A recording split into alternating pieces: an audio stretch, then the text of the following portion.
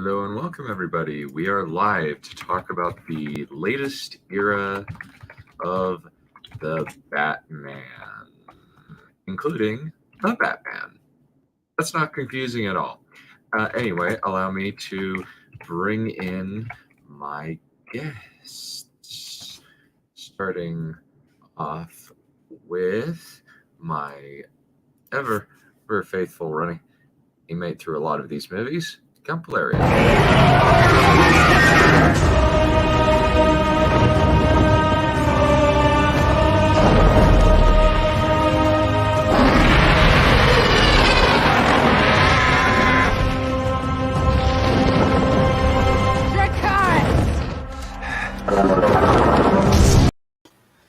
Dracarys indeed.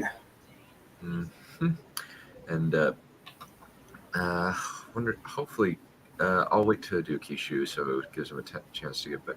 So, please welcome our next guest. What should I do?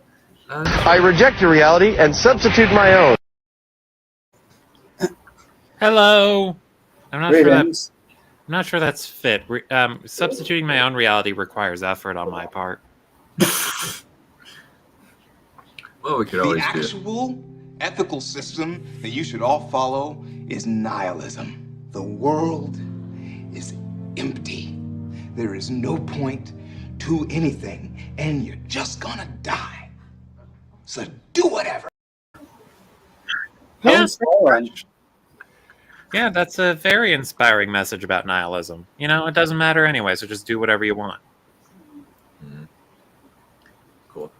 We should be getting a sparring rider. I think hopefully Kishu's back. Let's give him his entrance.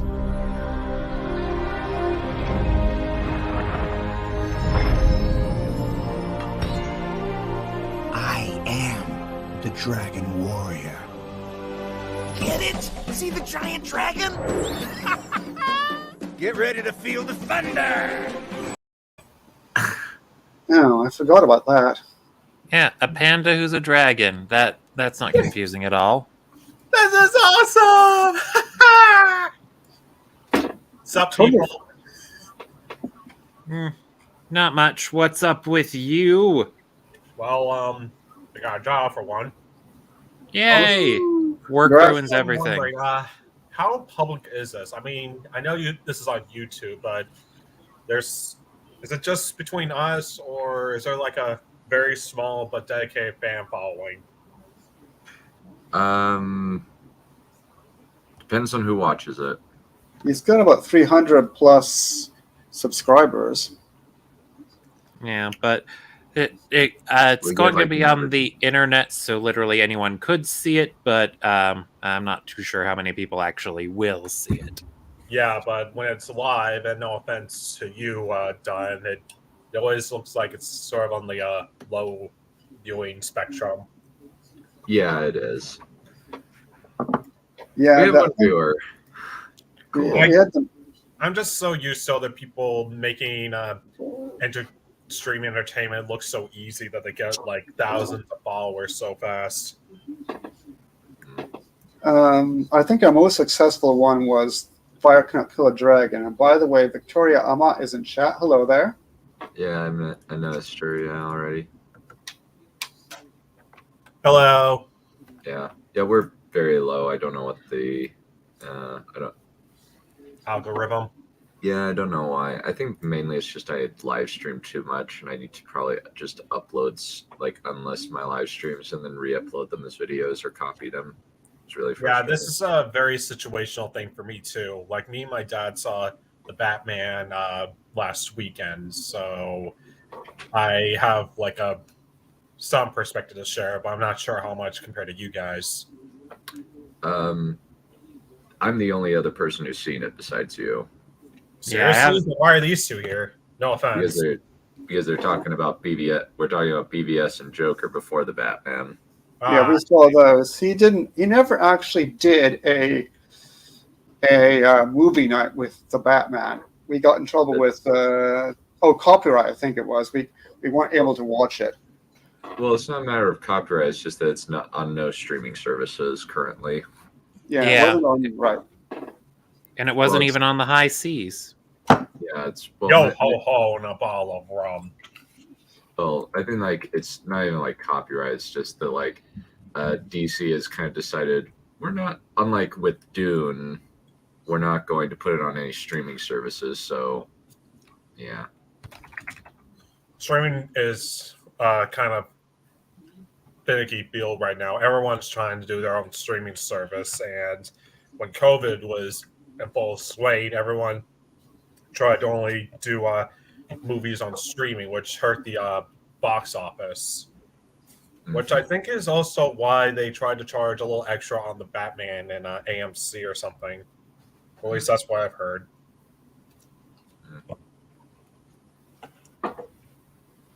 Oh, okay. So it's now on streaming stuff. So I spoke too soon, and it seems. Well, it's too late now. We're already doing the stream. We can watch the Batman after, and then we can go back in time and redo the stream when we've all seen it. Or we could Why? just not do the Batman this and do it again later after we've watched it. Okay. Mm, I'll I just don't keep care, this- whichever one you want. I don't care. Yeah, let's just do BVS. We'll do BVS and Joker this. Yeah, Sure. 3 movies sounds too much anyway. Well, we did 4 movies in one stream where we talked about all of the Burton and Schumacher films. But then And again, how long was that stream? about 2 hours. Yeah, How long we shouldn't be talking that long about movies. True. Oh, but people can talk for hours and hours and hours about the most random things. So Yeah. Batman versus- indeed.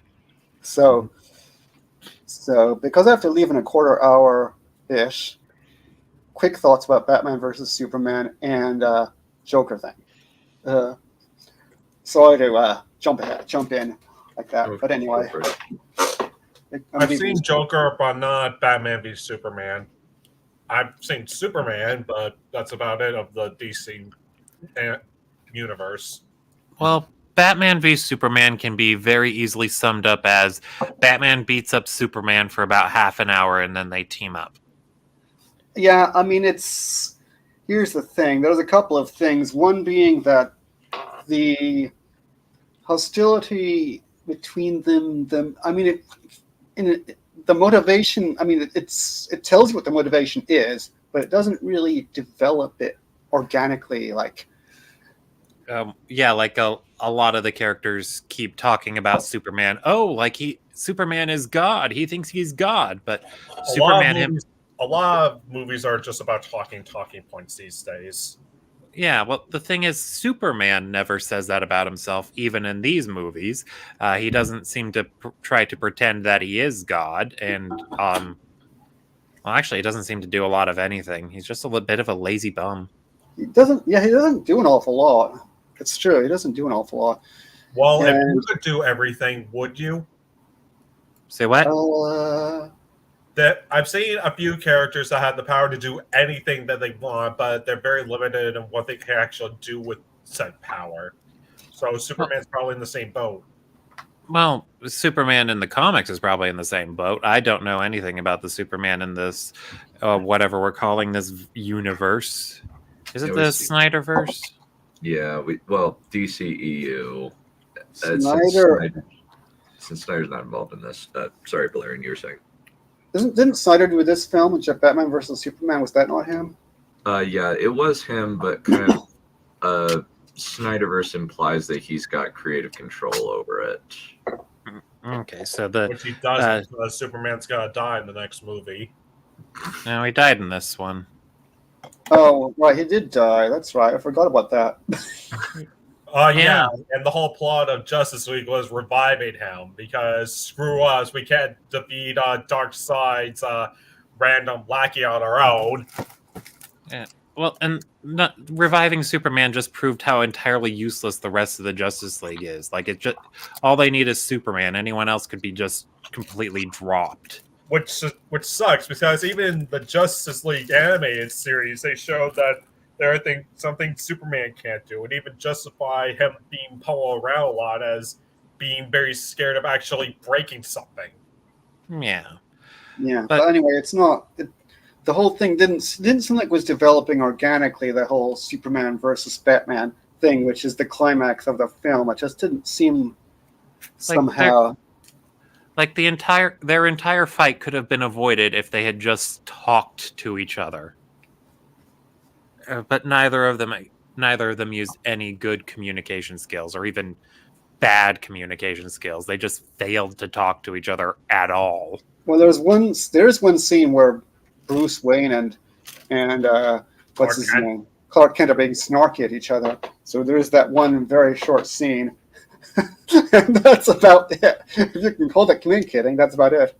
I just see that crossover episode with the two anime superhero series where they actually do meet and team up and figure out each other's identities very quickly as well. Superman because of his supervision, and Batman because he tagged his suit and saw where he lived. And he has deductive powers. Well, he just has binoculars and a tracker. Yeah, but he's known for his deductive powers. That's what one of the things he used to be known for anyway. Yeah. Now he's just known for being grumbly voiced depressed man. Did you know his parents are dead? What? You spoiled it. You spoiled it for me. They really upped the drama in the Batman. I'll say that much. Oh, they showed Bruce Wayne's parents being killed again. No, worse. They made his parents like part of the white privilege problem or something. Okay. Anyway, Batman versus Superman. The other couple of thoughts I have on that, really quickly. Wonder Woman, she like comes in the last. She's like there, but she doesn't get to do very much until the last quarter of the film or so. Maybe she could have been involved in this whole Superman versus Batman thing, trying to mediate or something. And sorry, knock some sense into them. Yeah, and what was the other thing? Oh, what's his name? When we were watching the film, I was saying that Lex Luthor looked like an edgy teenager, and I take that back. He looks like more like an emo teenager than an edgy one. So he probably spends a lot of time on 4chan. I've never seen a Lex Luthor done well in movies. Whenever I think of Lex Luthor, I think of the animated series guy because he was just all that. Yeah, the animated shows really seem to know Lex Luthor pretty well. I'm only really familiar with him in Young Justice, but I really like Young Justice as Lex Luthor. Mm-hmm. Yeah, and Doomsday comes in at the last minute. Why wasn't that built up either? I don't know. I mean, every time Doomsday is around, it's to kill Superman. The only thing we see is that Lex Luthor is messing around with Zod's body in the Kryptonian ship, and we don't know why he's doing it other than the computer says it'll create an abomination, but that's it. That is the extent of the buildup we get. Yeah, and it lasts how many minutes? Probably till a 5 and a 3 hour movie. Oh, okay. Well, I changed my mind. Then it's totally built up. Then is it just me, or are they making superhero movies way too long? Probably they need to hit that 3 hour mark, otherwise it's not good. They learned their lesson from the Lord of the Rings. The only reason those are long is because Wong Man good or something. I don't know. Well, I think it's just weird because it was for theatrical stuff. They cut this movie down to about 2 hours 15, 2 hours 30, somewhere around that range. But Snyder added a few more, a bunch more scenes in it for his director's cut, which are generally longer. And then with Snyder cut was about 4 hours long. And I was like, I needed to take a break in the middle of that movie. I was like, I need food. That must have been a riot. Yeah, I haven't seen the Snyder cut of Justice League, but from what I've heard of it, it's padded like a menstruating fire hose. No comment.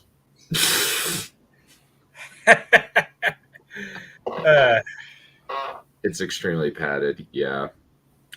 But yeah, it's like this movie. Like Zack Snyder has a massive problem where he thinks he's smarter than he actually is when he's just kind of throwing concepts at a wall and doesn't explore them.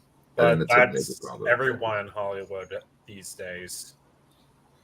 Yeah, like for taking Batman v Superman for instance, if I couldn't imagine Superman, comic book Superman, being very comfortable with people comparing him to God, because isn't he like religious himself? Is he? Yeah, Well, he grew up with a very old-fashioned Kansas family. Probably. So Probably. I could imagine him feeling like being compared to God would be an overestimation of his own abilities and an insult to God. Yeah, this movie version of Superman is like way screwed up. Like they tried to introduce the drama of him not saving his father because the world wasn't ready yet to realize that, well, he's Superman, which was a really stupid reason for him to die. Like he was rescuing a dog from a locked car and then decided to just let the hurricane take out because, well, I don't know. And speaking of the father, he tried explaining to Clark how being good sucks because he worked so hard to protect his farm and his livestock, but then the flood that he prepared for ruined everyone else's good time. It was like Zack Snyder has this really depressing outlook that you can never, you just can't be a hero because it sucks and it's not worth it. And being a hero literally kills you. No one understands you. No one will try to understand you. So it's better off just being like, I don't know, a god or something. I don't know. It was all over the place. And while I didn't really think big about the whole killing Zod thing in the movie, like it was kind of expected because he was got to kill others anyway. You ask any Superman fan and he would like try to stop from doing that because that's like a big deal of his character. He could kill people, but he doesn't. That's what makes him super. Yeah, but I don't think I've seen that first Superman, but from what I've been able to glean from it, they didn't really set up Superman having a stance against killing people for any reason and very well either. They just go with the assumption that Superman thinks killing in any situation bad, so doing it even once, bad, very bad. But Yeah, they don't establish why that Superman wouldn't want to. Well, those are like really old morals they try to teach little kids, like to never give in to vengeance and that jazz. But now we're at an age where it's cool to be edgy and subversive for subversion's sake.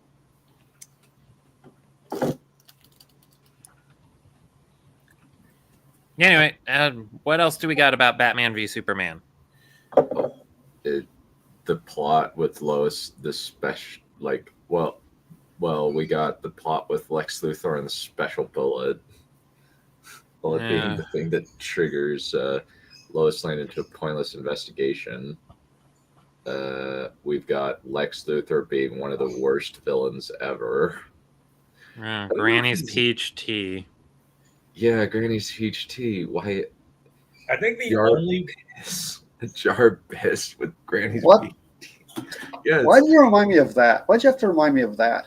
It's the only thing I remember about this Lex Luthor, besides the fact that I hate him. He's not worthy of our hate. I don't even know. Like you mentioned that he was emo. I'm just like, I don't know if he is even. He's really that emo. He seems like he's like just highly neurodivergent in a way that makes him completely unable to relate to any other person. Like when he gets like possibly like paranoid schizophrenic is probably the best term that I would use to describe this Lex Luthor. Because like when he go for it, sorry. No, you were in the middle of a sentence. Just when he goes absolutely crazy when he says like to have power without knowledge is impossible because that is paradoxical. It's just, oh my gosh, what is wrong with you, kid? wasn't Lex Luthor is supposed to be like a foil to Superman. How does this movie Lex Luthor rival the movie Superman anyway? He's scrawny and nerdy. He's, I think, I don't know, that sounds a bit deep. That might be a bit neurodivergent, or that might be a little deeper than the actual character in the film. Well, it's just a polite way of saying somebody with terrible brain chemistry balances in their head. Oh, Victoria Amat says, "Why did you remind me of that? The very thought I had when I saw the title of the stream." Mm-hmm. Well, I mean, to be fair, 2/3 of the movies we intended to talk about are at least good, from what I've heard of the Batman. Mm-hmm. Yeah, the Joker was good. Maybe since I'm going to have to go very, very soon, I'm going to have to go. So maybe I could say one or two words about the Joker from what I can remember of it. Sure, go ahead. Thank you. The Joker. This was a very good film, but kind of a downer. It's not a film I want to see very often because, I mean, it's all about basically I don't remember there being any really sympathetic characters. Maybe the social worker who was trying. Well, I don't even know. Was she trying to help him that much? Then she got cut. They have some interesting, sort of interesting stuff. Where, I mean, is this because they cut that department? So there's the whole thing about how do you handle like people with mental illnesses and that. What else? I was not shocked when he shot that. Spoiler up, but when he shot that chap, that didn't surprise me. I expected he was going to kill a whole glob of other people in that scene. I thought he was going to go like mass murder on me. Yeah, but it's a slow fall to villainy. Like, when you first meet him, he's just trying to get by as a clown performing at birthday parties and stuff. Just Gotham is such a cesspool of people that don't really care about each other, and a lot of bad luck on his part that eventually it spiraled out of control and he decided to go crazy. What? Sorry, go ahead. Thank you. What did shock me was when he killed his mother. That was not something. It was not something else. Yeah, that was very dark. I mean, that for me, that's like almost the absolute worst sin you can commit, almost. Matricide? Yeah, pretty bad. Yeah. I think a lot to contribute to his insanity, like making him believe he was actually Wayne's illegitimate child or something. I don't know if that was deliberate. I think that it does show that she's like that in her file that she's got narcissistic personality disorder and that she has delusions of grandeur problems. I thought she was just flat out nutters. That was actually a good point. Like, this whole movie is based on unreliable narrators, so you don't necessarily know what's true or not. Like, the ending of the movie kind of implies that he killed someone because there was a trail of blood. And I didn't even see that because it's so solid bait, it could easily just not been there while he was walking down the hall at the end of that psychiatric hall. Mm-hmm. There's a whole lot of subtle meanings that you can find or easily miss because it doesn't bash your head over. It lets what's shown and not told paint the picture. It's subtle. Yeah, like some other movie I could, The Last Jedi, it doesn't put its whole message in one line and then shove it in your face. Sorry, I meant mention. Mm-hmm. Oh, we have another guest in the background. I think this one's appropriate for him. I am so pissed!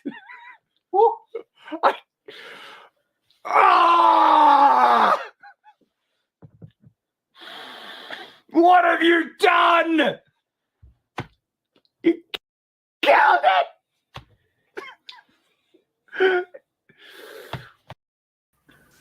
Wheel of Time, huh? You know, yes to Wheel of Time, and also that's probably going to be me, the BVS. Have you talked about that one yet? We talked tried about to it wrap. briefly. Where, Yeah, we tried to wrap it up quickly since the count has to leave soonish. You can go back to it when I leave. I'm gonna have to head out about now, so you can go back to it if you want to. Oh yeah, perfect. Yeah, that's what I was intending to do. I just wanted to let you get your thoughts out before you had to leave. Also, real quick, we're probably not gonna do the Batman because it's on streaming now, and they were talking about like setting up another stream to actually do a live reaction watching it or something. Mm-hmm. Yeah. I see. Yeah. But if you've seen the Batman, then I suppose if there's time, you could fit it in now, and I could just be the silent observer or make some sort of witty remark that everyone hates. I have indeed seen the Batman.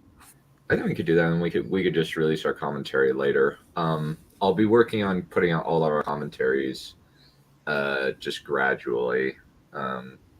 It's going to take a long time since we have a huge back catalog.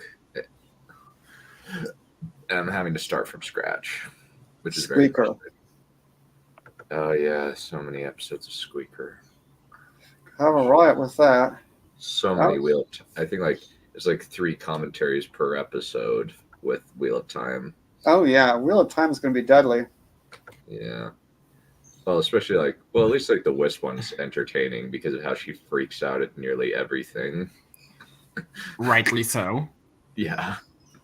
They didn't even get the roofs right. Which roofs? The roofs in the Wheel of Time. The episode 1, they didn't even get the roofs right. What were they in episode 1? I have no idea, but be thatch, but they're tiled. But that's a minor detail. It's just proof that they don't pay attention to the details. There's a million things fucking wrong with that The show. only details they care about is how many zeros are in their paycheck. Yeah. I think the worst problem of the Wheel of Time was the fact that the mystery box derailed the whole mystery box approach to derail the entire story. Yeah, kind of. But anyway, I gotta run off and do a Song of Ice and Fire book club. So I will see you all presently. All right, see ya. Have a riot. Bye. Alrighty. So, aspiring, please let's go into Batman v Superman in detail. We've talked a little bit about Lex Luthor and how he sucks, the fight, how it kind of sucks. But please give your thoughts. Which fight? The fight with Batman and Superman, and Doomsday coming in apropos of nothing. Yeah, the one that the film is named after. Well, there's 2 fights. There's the fight of B versus the S, and then there's the climax fight of B and S versus Jet. Mm-hmm. And I'll say this. That fight between the 2 is the best thing in the entire film, which is not saying much. Well, actually, there is that scene when Batman just fucks up a few guys. That's actually pretty good. Wasn't that a dream sequence, though? Like I'm talking about some reason. I'm talking about the one where he's rescuing the mother. Yes, Batman went to rescue Superman's mother because, I don't know, they had to give Batman something else to do. The one in the dream sequence is actually kind of shit when you realize how many people do not shoot him. Well, that's standard procedure with guns. You have to walk up to the person so that way you don't miss. Bullets are very scarce. It's kind of like it's a dream sequence, so I don't it doesn't necessarily have to be realistic. It's kind of just I don't necessarily see a problem with it. Except it had no point of being there. Yeah, it doesn't have. It's basically just filler. It's filler / future movie baiting. And we know that future baiting was going to be shit anyways. And will never ever happen. Thank you very much. We do not want it. Thank you, brothers. brothers. Yeah, but well, what I was just going to say is it doesn't matter that it's not realistic. It just has to make sense within its own universe. And people walking towards their target with a ranged weapon is very immersion breaking, stupid, whatever word you want to use. Yeah, and it This is- happens all the time, which is frustrating. Yeah, it's just people don't know how to deal with guns. It's just a thing in these movies. It's like, god damn it, just get an the expert. people that make these movies are in their own deluded bubbles anyway, so they probably don't understand a whole lot of how the real world works, much less guns. Well, that's the thing. They can get experts. That's the entire point. You think I know how the real world works? Fuck no. I'd ask people. I'd look it up. Including certain things about our favorite British model. Which Who are one? you referring to? Becca. Who? I don't get it. He's referencing a time I lost my mind in memes. Yeah. You can totally look through that in the Discord. We cannot give you any details because she has said she will disown us. Wait, but all the details are in the Discord. So join up with the Discord. Yeah. You But can if look you at want- it in the Discord, but we can't say it. Oh, And okay. we can't put it on public record. Oh, it's just like Fire Emblem Fates. We'll talk about it in the afterward, just because I just want. It broke Anyway, aspiring back to writer's Batman v brain. Superman. Yeah. You know what's a real missed opportunity? They could have had Batman make a suit made out of kryptonite or something. You know, something that Lex Luthor himself uses. And I don't think he had enough for that, but yeah, his arsenal was definitely limited compared to what he could, because he used so much for a fucking spear. A spear and some tear gas. When all those guns that he had shooting at Superman, put some kryptonite in a few of those bullets. Job done. or The spear was just so or- big too. or do what other villains do, like Metallo or something. Have a chest cavity that opens and reveals kryptonite light, and then pummel the guy while he's poisoned by the brilliant green sun or something. Or just put like shards of kryptonite in like thin glass stuff and just put it into his Lace it gauntlets. in his metal claws Or- or something. Honestly, no. You just need a few bullets tipped with it and shoot it at him, and he's done. Have you guys ever seen the that movie? I forget the exact name, but basically the plot of the movie is Vandal Savage helps a bunch of the villains for the Justice League kill them with intricate plans. Well, I think I know which one you're talking about. Yeah. And all those plans were conceived by Batman himself. Yeah, and one of them is just the way Superman's death is supposed to be planned is he needed Superman to lower his guard, so he put someone to pretend being a suicide jumper to get Superman close and then shoot him with the kryptonite bullet, and that is almost enough to kill him. Oh yeah, I remember that. That's Justice League Doom. Yeah, it gets tismy at the end, but all of the plans for the Justice League are pretty clever and well thought out. Well, you know, it's 10 years old now. Hooray! Huh. Yeah. So, Yeah, it is not hard to kill Superman if you have kryptonite and you have that much. Yeah, and Batman usually keeps a stock of kryptonite on him in the animated stuff. Yeah, and they're normally really small. Like in Batman Beyond, it's like a little toothpick almost. In all of them, they tend to be pretty small, and a chunk as big as what Batman gets is like, oh my god, that is the mother load. Yeah, honestly, if Batman had made good use of his resources, this would have been a very easy. Superman would have very easily been dead. Yeah. There's also the thing of Batman is still frickin' rich. And probably could get whatever he wants. Even though he, like, weirdly enough, just lives in a glass house. Yeah, but he can't get his mommy and daddy back. True. But, yeah, the whole thing with, like, they're trying to set up that Batman hates Superman. And, like, To a certain extent, he's right that Superman is basically a walking nuke. But he doesn't seem to understand that Superman is ostensibly on their side and that there are worse things out there, technically.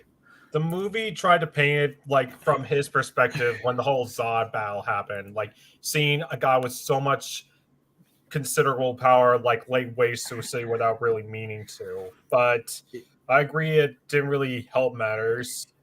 It's just even in the other materials, Batman is like very distrusting of other superheroes, like the Doom movie, the Justice League Doom. He created contingency plans for all those heroes in case they ever do go rogue, because they're all very super powerful and could doom the world by any means. And he had to leave the Justice League because he didn't necessarily agree that he should keep working with them.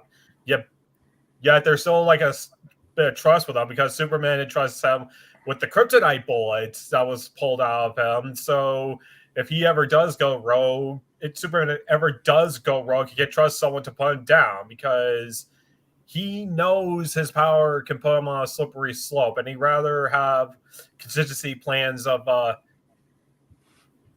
to stop him if that ever does happen. Because, well, there are cases where that does happen, like in the animated series where Darkseid somehow managed to brainwash him and have him go crazy on Metropolis for who knows how long.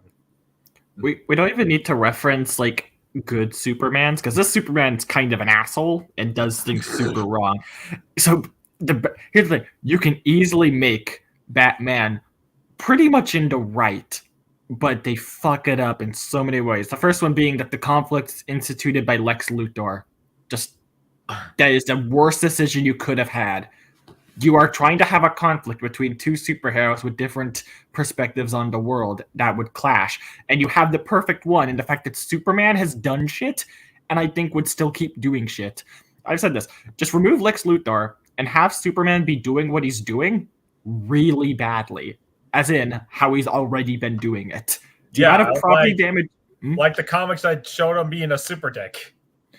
Yeah, because he is destructive. He can probably endanger a lot of lives, and the government, like the point of this is that Civil War happened and they were trying to copy them, and the fact that they wanted like what's the word Civil War actually came out after this. After? Yep. But I remember it was like, wasn't it like a sort of response to the announcement? I think they wanted to make their DC cinematic universe happen, so they decided to do a huge crossover thing to be like, hey, look, our universe is connected too, rather than focusing on individual films to develop their superheroes. Because it seems really coincidental.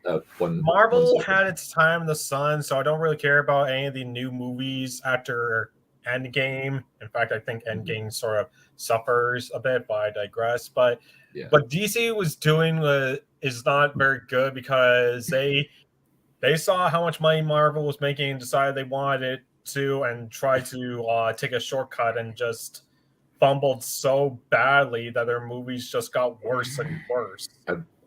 I would honestly say that Batman v Superman seems like it's copying Age of Ultron to a certain extent.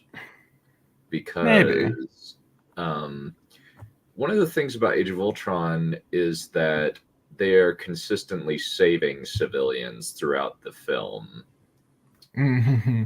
Whereas Man of Steel had civilian casualties up the wazoo. And yet Superman still praised as our Lord and Savior. Well, I'm pretty sure that part in Age of Ultron was a very clear response to Man of Steel because of the outrage people had, being like, how many people are dead in this movie? Holy and they shit. also did a sort of superhero conflict where Hulk goes crazy and Iron Man has to put on a special tailored suit to put him down.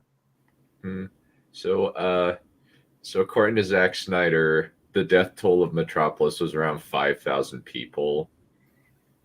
I call BS.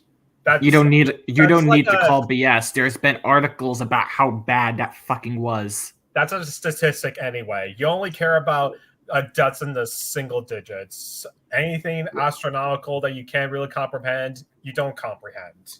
And you're also just retarded. Well, Zack Snyder said that it was 5,000, and I'm just like, no way. There's way more people. There's at least 10,000 people dead in that. There's 5,000 is tiny. They don't want the city to be inconvenienced with all the death, though. They need a safe number. I know, but just the level of destruction that we saw happen is just 5,000. That's it. Really? This is what we were talking about.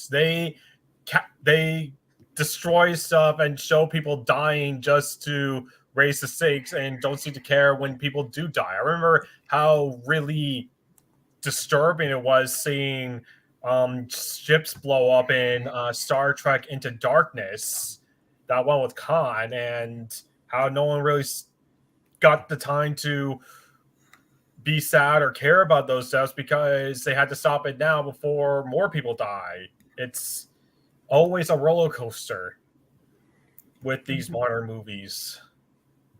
Yeah, and it's not even that we're trying to say. It's just that Zack seems to be really ignorant about what the fuck he put in this movie.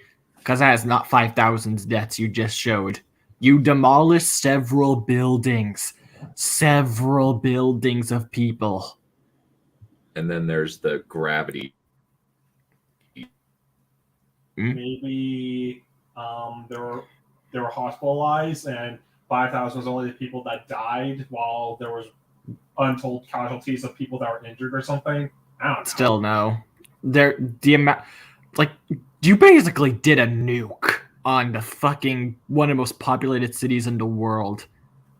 There's going to be more than 5,000 no matter what, and the fact he thinks otherwise is bullshit. Okay, we have 2 done on the stream. This is not good. We cannot have 2. 1 is already too much. We have to figure out which one's the imposter. Quick, ask them a question only Dunn would know. Dunn, who is dirtier, you or me? Me. I don't actually know the answer to that question. But I guess no, Dunn knows best.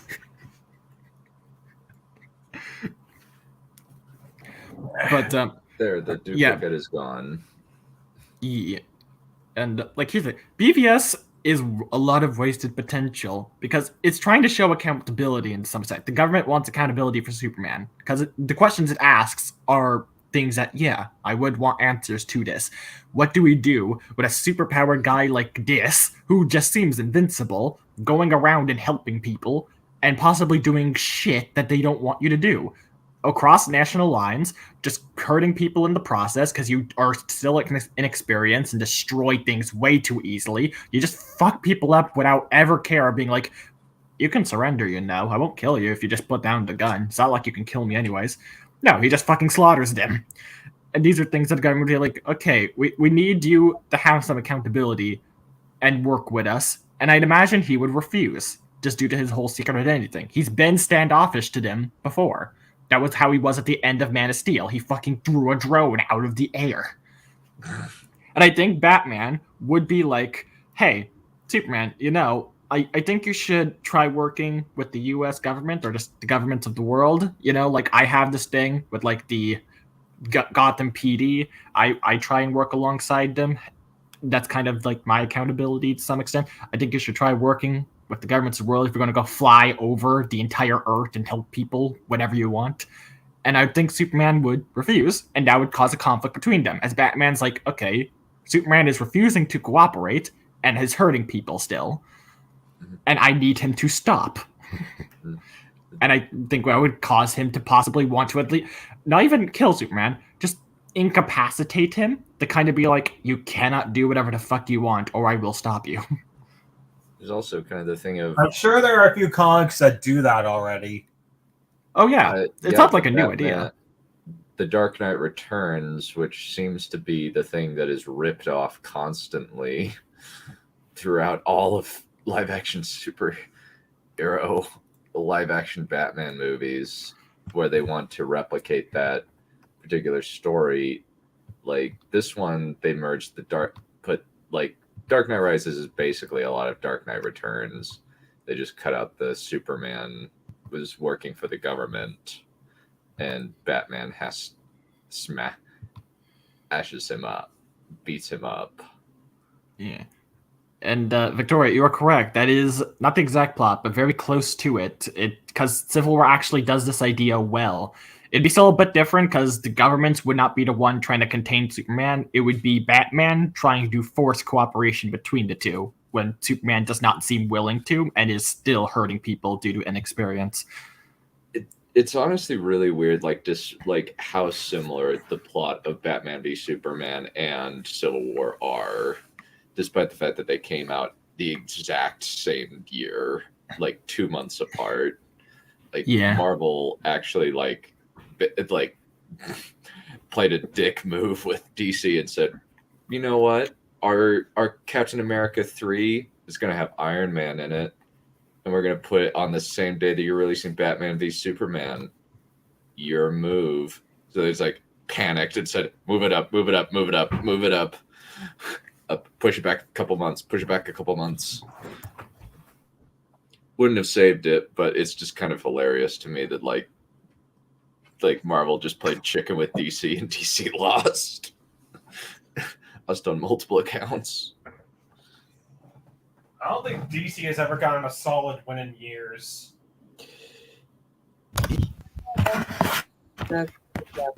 Yeah. I think the last good movie that came out of DC was The Dark Knight in 2008. Well, Joker. Yeah. Oh, yeah, Joker. Yeah.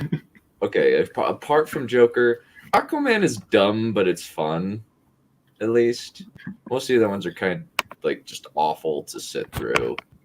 Like, Shazam's kind of entertaining, but when you think about it, it gets dumber.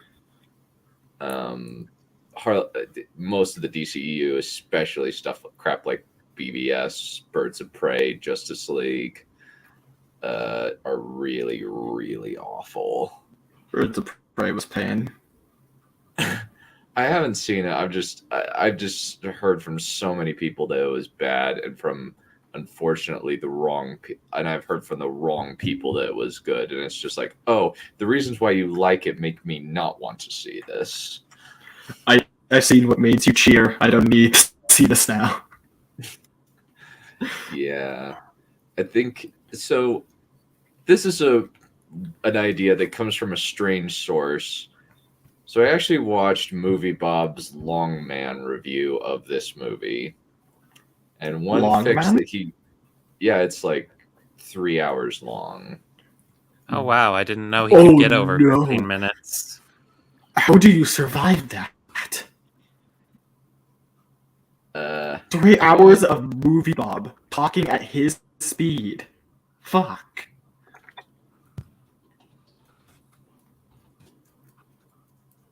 So, continue. So he suggested something that actually I was wrong. It's 4 hours long. It's in multiple parts.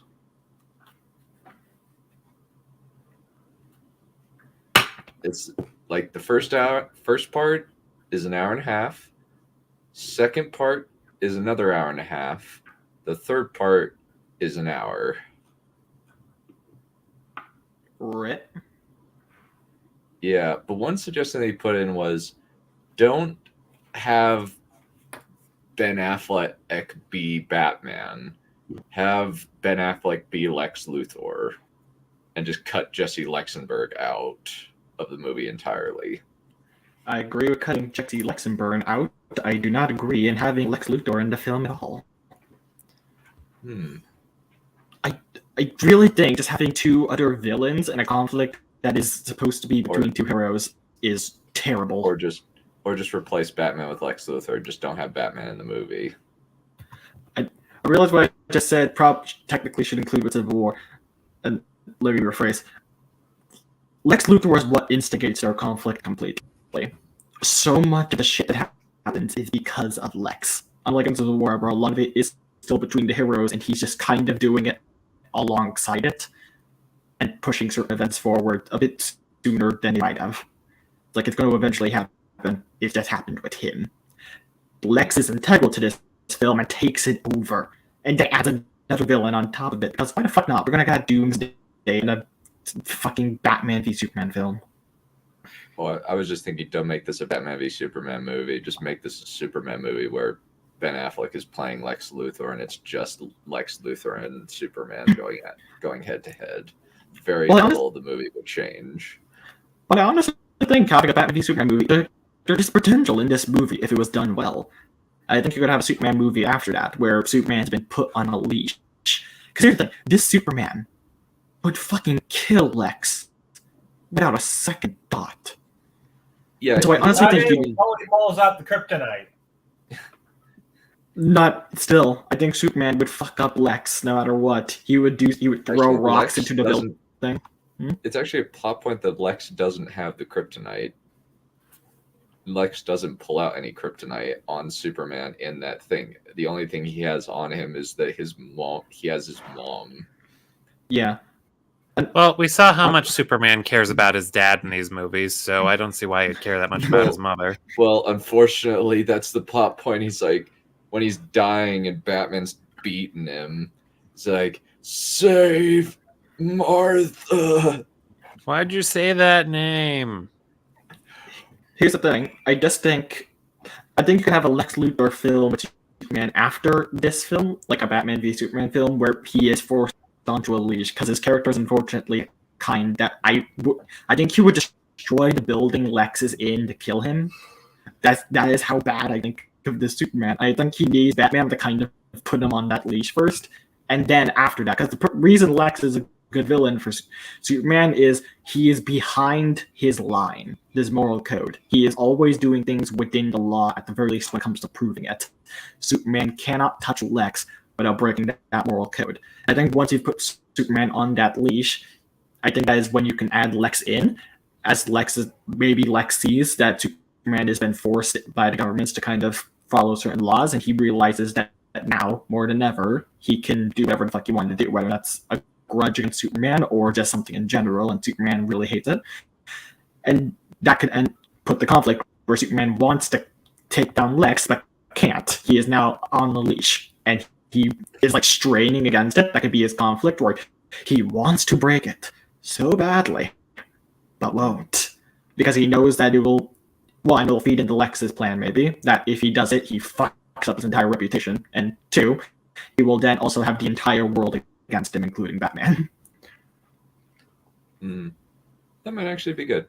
That might be good. I think that, and I think that like Lex, and also just the performance by Jesse Eisenberg is so awful.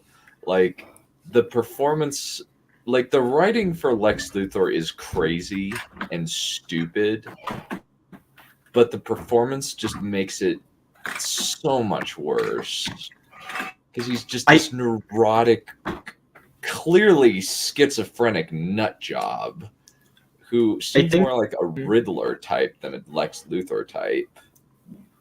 Is that because you're thinking of Riddler in the other Batman movies? Because I don't think Riddler is normally meant to be quite that crazy. It's don't you mean fabulous? Silence. But yeah, I do. I think it's a product about the writing and the acting, and this is not Lex. I just want to say this now. Do not just name a character or something and proceed to make him so different from the original character that I may as well not recognize him, because this guy would probably make a better fucking Joker than a Lex. It is that fucking stupid. Lex is calm, collected, intelligent, not fucking insane. But Supergirl's Lex Luthor is better than this. Supergirl's CW show. Wait, the guy who looks like he could be like the NPC in a free-to-play mobile game? Or isn't that the same guy from like 2.5 Men or something? Yes. Yes, he is. I'm pretty sure, or at the very least, he looks super similar.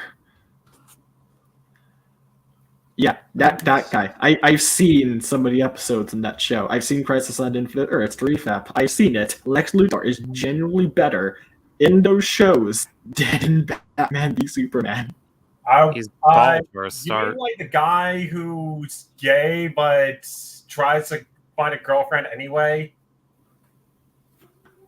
I don't know, maybe. From that show. I mean, I've seen my mom watch it a few times, and I never really got to it because the comedy was just stupid. I'm pretty sure no one will laugh if they didn't put laugh tracks in it. Oh my goodness. Yeah, he is the 2.5 Man guy.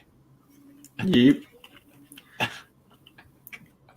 The state of Lex Luthor in the DCEU.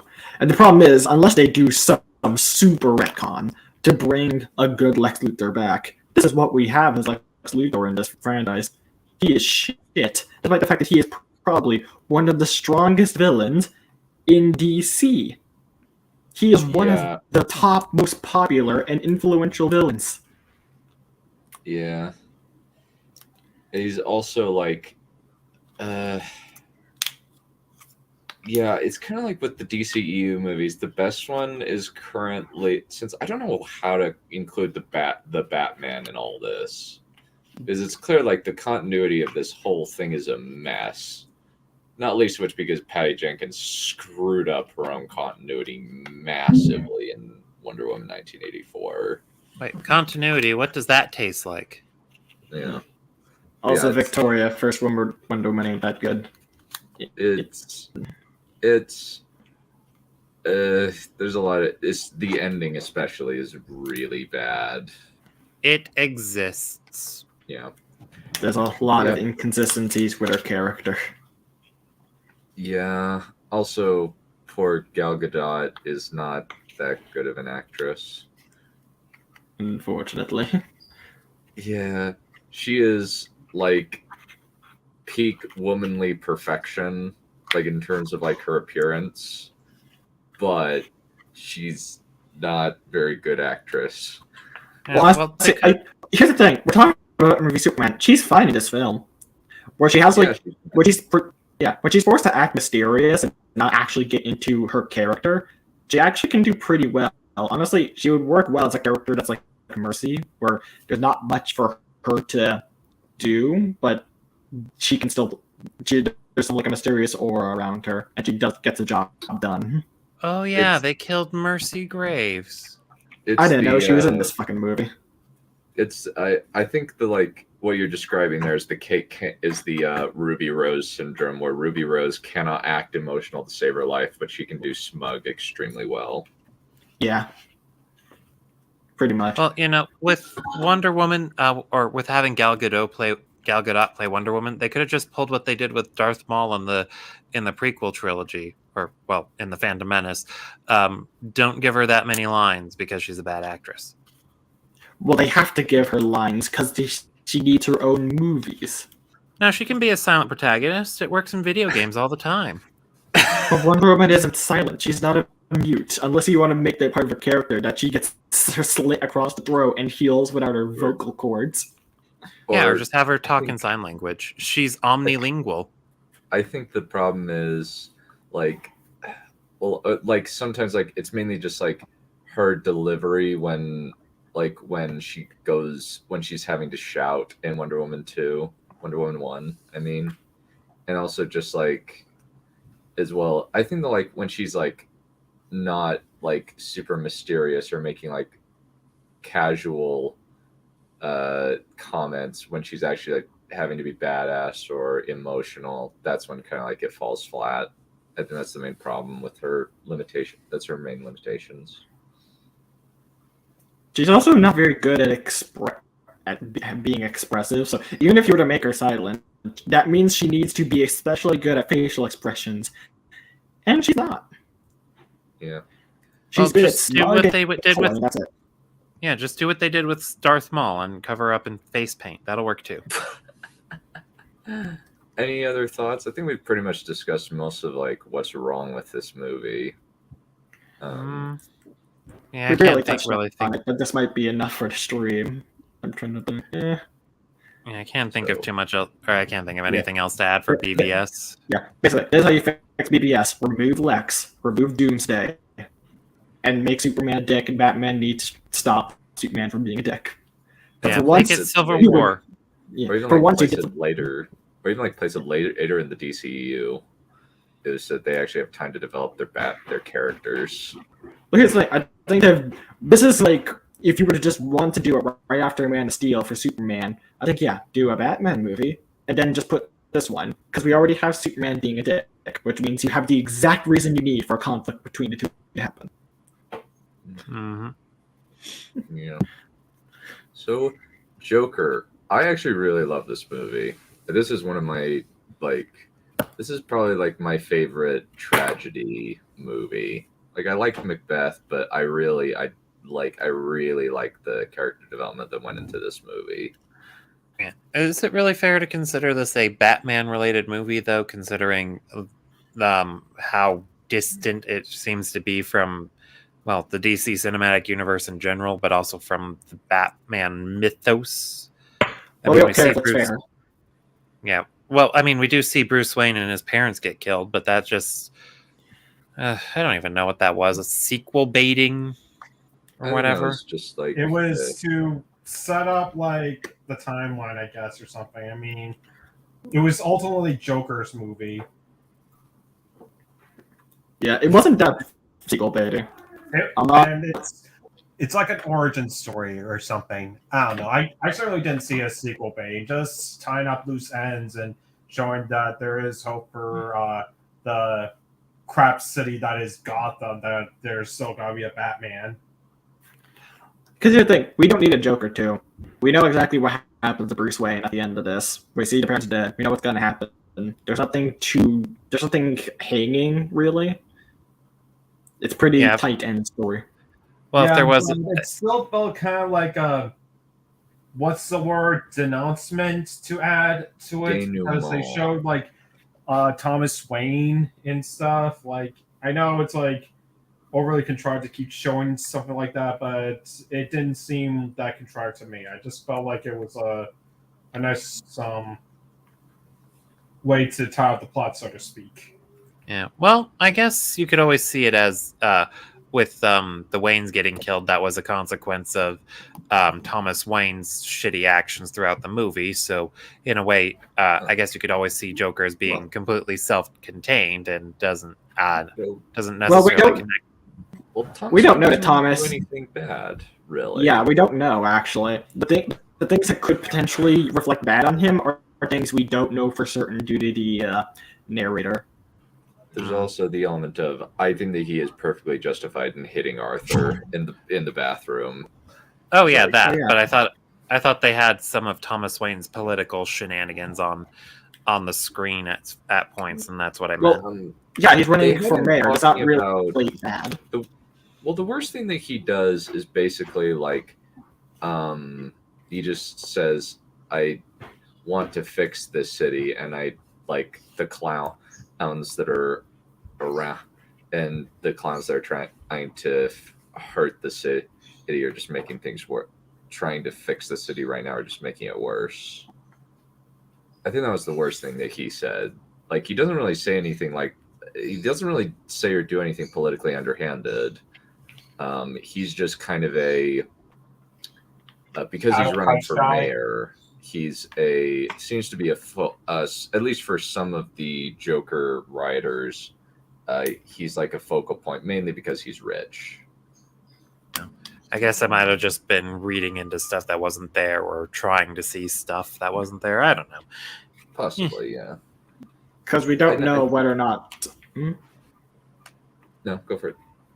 Because we don't know whether or not Thomas Wayne is Joker's father or not. There is if I remember correctly, there is a slight hint that it could be due to a picture of something. Like, he was looking at a picture before going on the Murphy show, and it was something that belonged to his mother, I believe, that had a signature from Thomas Wayne, or something from Thomas Wayne.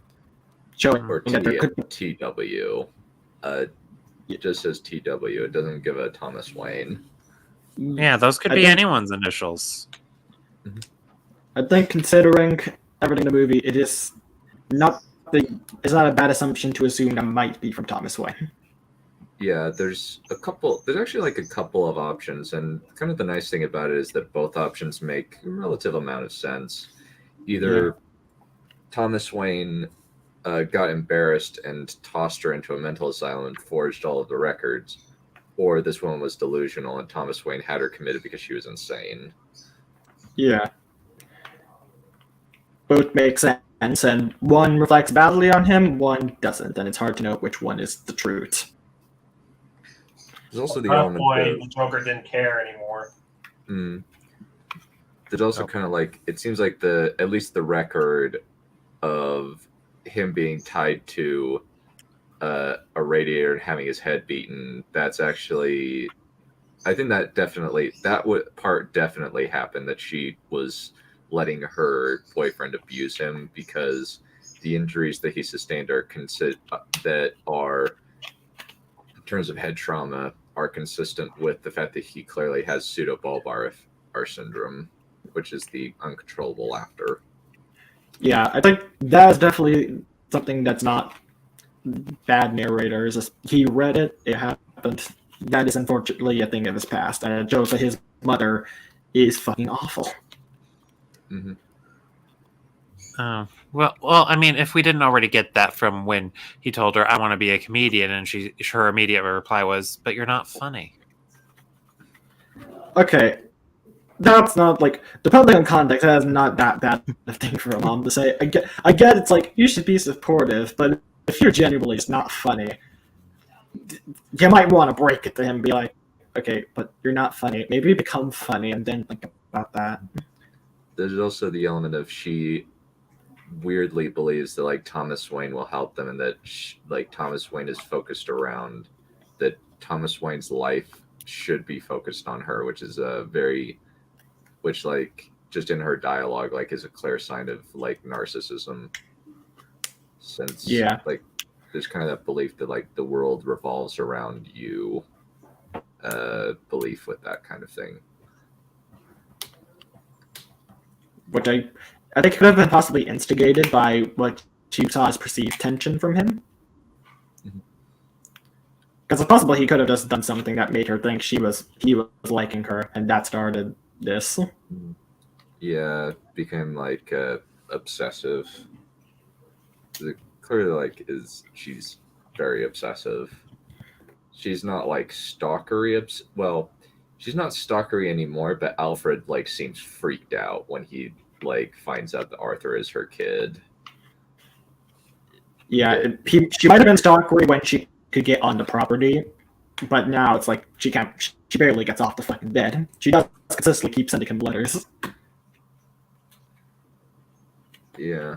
So, yeah. So I actually found this out. Okay. I was looking up the disparate ages of the mom, and she's 22 years older than Joaquin Phoenix, she's 69 and he's 47. I was like, oh, okay, so they're actually commensurate ages. That's interesting. Did she fucking carve herself? What? Because she looked much older. I guess so.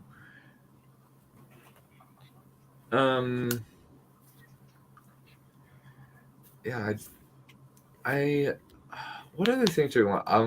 Well, Joaquin Phoenix is amazing in this. Indeed. Yeah, he is a phenomenal actor, and this is probably one of his best performances. For Signs stands out there, no, Signs is not a good movie. It is not among Shyamalan's good movies. It falls wildly apart at the end, and is actually kind of hilarious that they're able to beat them with wood and water. That's how they're able to beat them.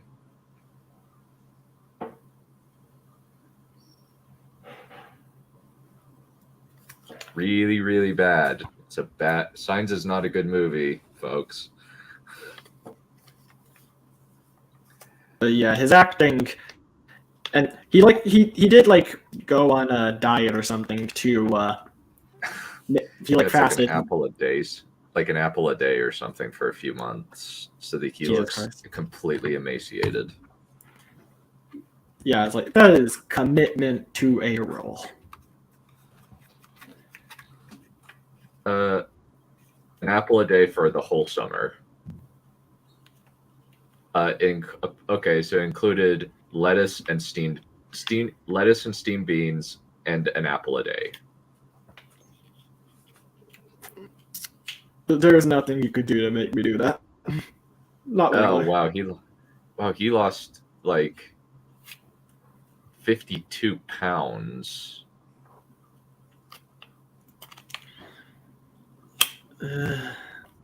Yeah, that sounds very unpleasant. Any who'sin? Imagine doing some of his like stunts in the movie when you've just starved yourself that much. Like at that point where he gets hit by the car running away from the police. I guess to do all that while he's also starving himself. Oh no, he also went for the film Mary Magdalene. He also played Christ, and he apparently almost starved himself to death by consuming only 300 calories per day. Joaquin Some people Phoenix. Yeah. I think he took his commitment to his job a bit too far. IMO. Yes. Yeah. Joaquin, you're great. Don't go that far. We need you alive, you see. We need you alive to play more roles. You can't act if you're dead. Yeah, it's almost as drastic as Christian Bale. I think the I've heard of voice method acting, but that's ridiculous.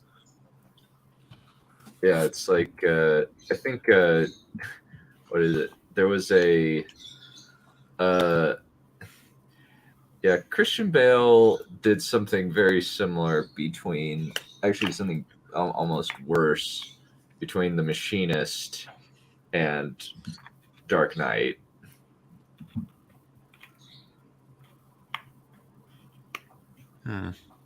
Where he just kind of sculpts his body and apparently gained 100 pounds for the role of Batman.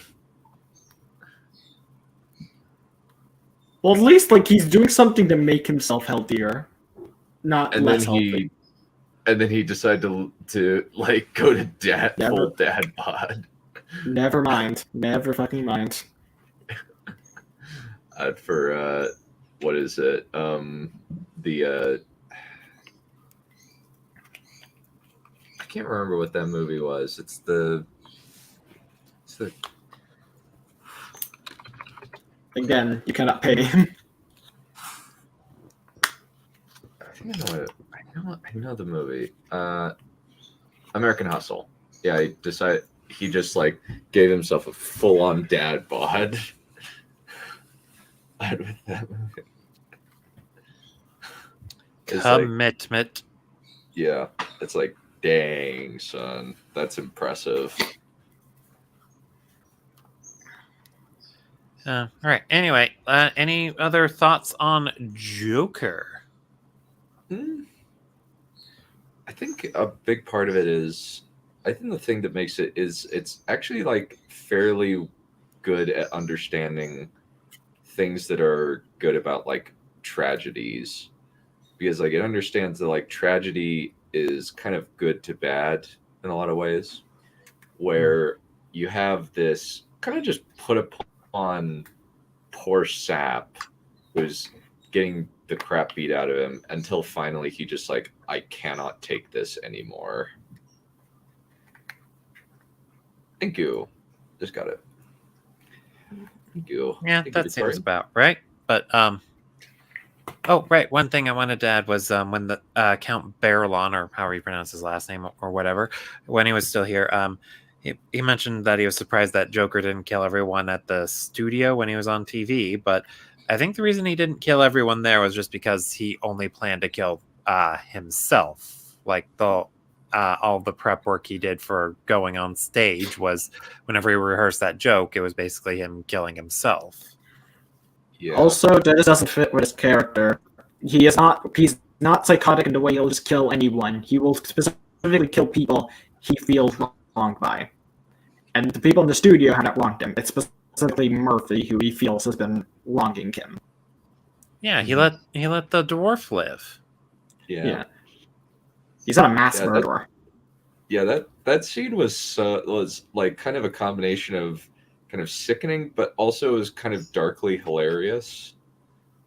Where like this poor little guy is like trying to jump up and reach the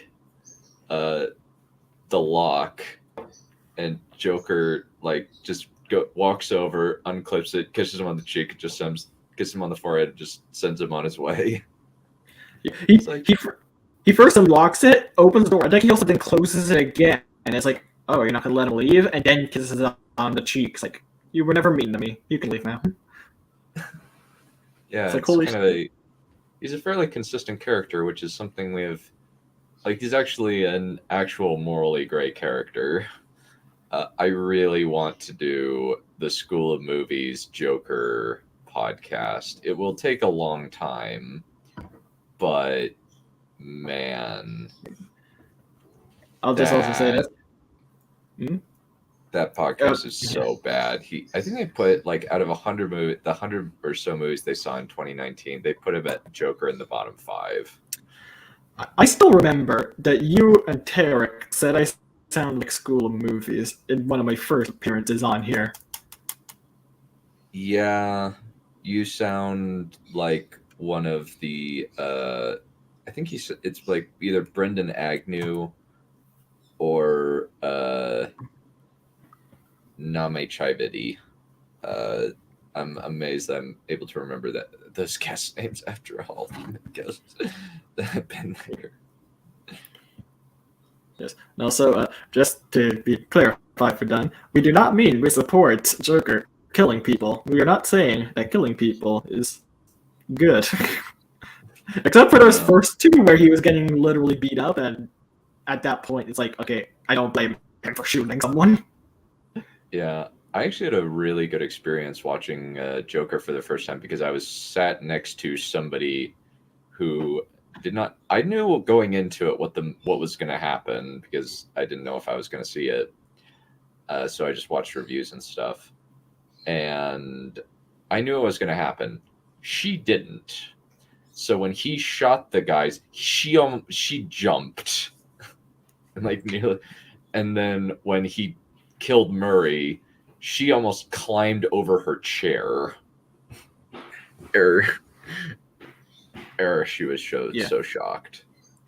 Because both of them have a good build up. One, he's getting beaten, and you're just kind of like feeling bad for him. And then he takes out the gun, kills someone, kills the second guy, and I forget like how the exact situation with the second one. First one's justified. They were beating him up to a pulp. Second one, I forget the exact scenario, but I think there was like gray area and where not you could justify him killing the second one. And then the third one is specifically meant to be like he has crossed that line. He is seeking out to murder someone. Yeah. So you're nothing more. Yeah. It goes from the morally just side to morally gray to no longer morally gray.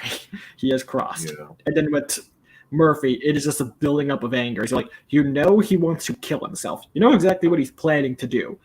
And then you just see him getting pissed. He's glaring at Murphy. And you're just like a little bit of hints where it's like, what are you gonna do? You gonna do something? That's actually a really good point, Victoria.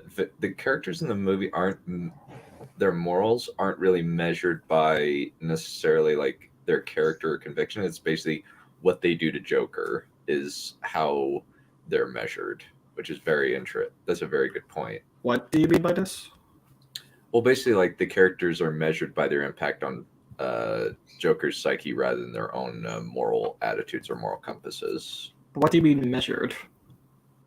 I guess it's basically like good, like whether they deserve to die or not in Joker's head. Oh yeah, in Joker's head, that's because that is how he feels like he should kill people. I definitely don't see it like that because like Murphy, I don't think did anything wrong to die. No, he But didn't. I could see why Joker would want him dead because Yeah. he fucked him up on TV. Yeah. What he views as a father figure almost. Yeah. I think that seems about it. I can't think of anything else that we want to discuss. Us with Joker. Any other thoughts that you guys want to bring up? Because I think we've pretty much covered everything. I know my family doesn't like it because they didn't understand it at first, and neither did I. But I looked around, and once you do understand it, it is a really good film. But I could definitely see why casual audiences might not liked it. But thankfully, it seemed to be widely accepted as good by even casuals. Well, it's the highest grossing R-rated movie of all time. Damn.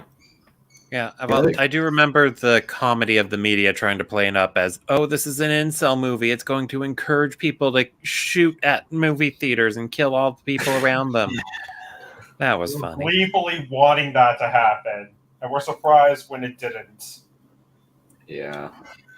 Yeah, the budget for Joker was $70 million, and it made $1 billion. I am glad it's managed to get that much money and not have to be stained by the media basically baiting people to take out a gun and shoot someone so they can be in the spotlight. Because if someone did, they would be talked about for months. Because people are like, see, this movie does cause violence, but nobody did it. Nobody. Yeah, I think John Wick 3 was like $75 million budget and a 327 profit off in the box office. Versus Deadpool, which was a $58 million budget and made 782. The ultimate profit for Joker was insane. Good. Yeah. So the final thing we're going to talk about is the Batman. We'll do a commentary stream later.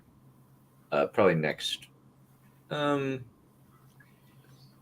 sure when. Maybe next Wednesday, perhaps. Next Wednesday, perhaps, since I don't have institute that for the next 2 weeks. But the Batman is very different than most of the other Batman movies that have come out. It seems like it's coming more from serial killer dramas or thrillers than it is with superhero films. The main plot is a detective plot, which is nice. Yeah, well, it's neat to see them flex their creative muscles when it comes to superheroes movies, because a lot of superheroes have very different backgrounds, so exploring other movie genres they can fit into definitely seems really neat.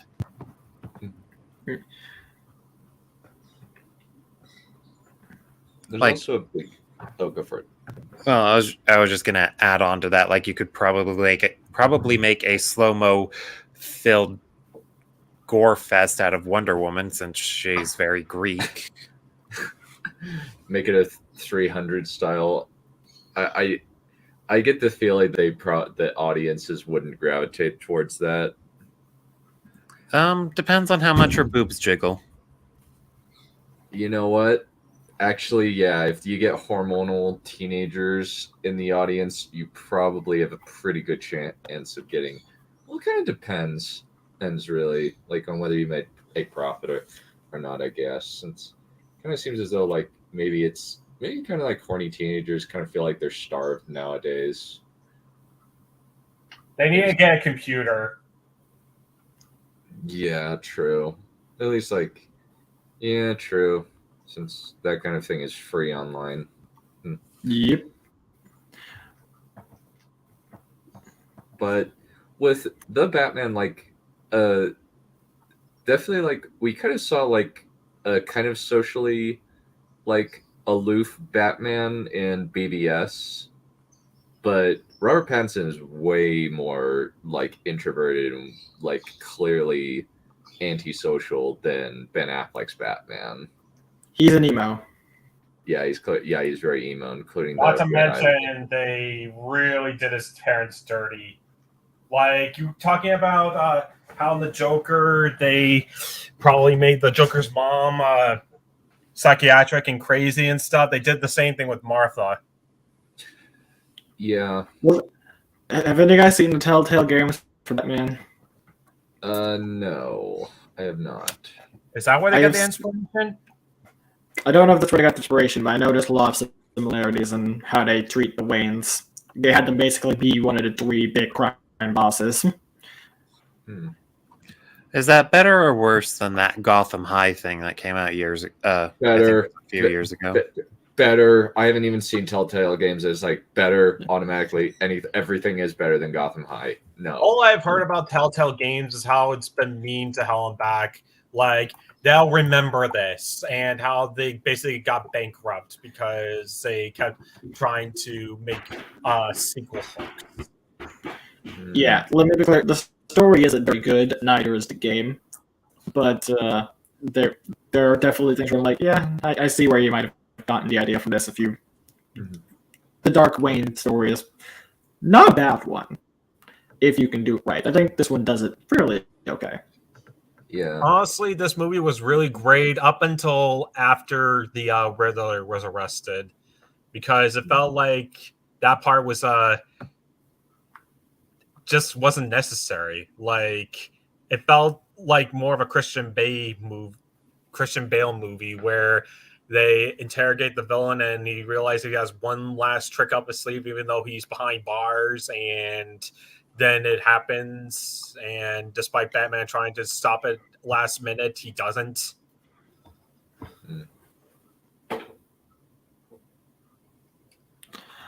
I think he just isn't able. I think he just isn't able to just get there in time.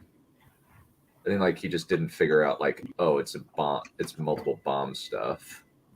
Well, yeah, because that whole last bit felt like way up under the radar. Like, if Batman couldn't figure it out, how do you expect anyone else to figure it out? I certainly didn't figure out there was another whole plan to this. Well, here's the thing. First I'll answer Victoria, then we'll talk about the end of the movie, because I swear it gets really funky.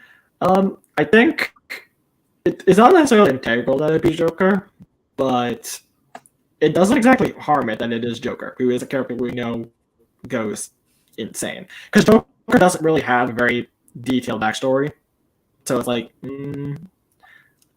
if it's what we see, they with keep the whole changing clan it up stuff. for convenience sake. Like, there's so many different versions of Joker, like the DC EU one who had markings on his face, the Marvel animated, the DC animated cartoon one where he's kind of like a slick businessman of a clown, crime boss who's less crazy and more organized. The really wild looking Joker from the Batman cartoon on Kids TV. Played for whatever reason by Kevin Michael Richardson, which is a strange choice, because usually I associate Kevin Michael Richardson with playing large, deep voice characters rather than kind of quirky, psychotic guys. But the point is, every comic book character has been retooled and rebooted for as long as we've been born, and they're gotta keep doing it if they can figure out a way to milk it for money, which is why they came up with Gotham High, like trying to put Joker in a high school setting or something. Which is, I have heard so many bad things about that particular. The only good Batman high school story was Batman Beyond, and that's because the writers got creative and made it into a sort of distant future sequel rather than some kids spinoff that Warner wanted them to do. Yeah, and basically made like Batman as kind of a Spider-Man quiver type. Oh, yeah. So, in conclusion, for Victoria's question, I'd say yes, the movie could work just fine if if the Joker had a different name he went by and a different look and all that. So it didn't necessarily need to be about the Batman's Joker, but but they just definitely helped. Yeah. Is it necessary? No, but it does benefit from being the Joker. He's a very popular name brand. Like he's the most iconic Batman villain. He's probably the most iconic comic book villain of all time. Probably, yeah. Yeah, but I could see the Joker working just as well as if he had said call me the cat boy, and he wore cat ears while he killed those guys on the bus, and then everyone was obsessed with wearing cat ears as a protest. Then just so long as we don't get a Mexican Joker this time. Or we already got a black one in Batwoman. Oh, or Anonymous, like or I thought about like the Guy Fawkes or like the Guy Fawkes mask. I was referencing South Park, by the way. Oh, okay. That's funny. I definitely think that the Joker in this one is actually very interesting. I'm kind of sad that the scene got deleted with him and Batman, where it's basically like the Joker is Hannibal Lecter, as opposed to the Joker functions as the Buffalo Bill type. I haven't seen the deleted scene, so. Well, Joker was only in one scene in the final product anyway, like at the tail end, almost like a stinger, but not really. Yeah, and then there's the deleted scene that they cut out and released online. Benefits the profit, not the narrative. Yeah, that seems about accurate. Yeah. Which is funny. Well, not necessarily. The media is always about promoting the narrative, even at the cost of profit.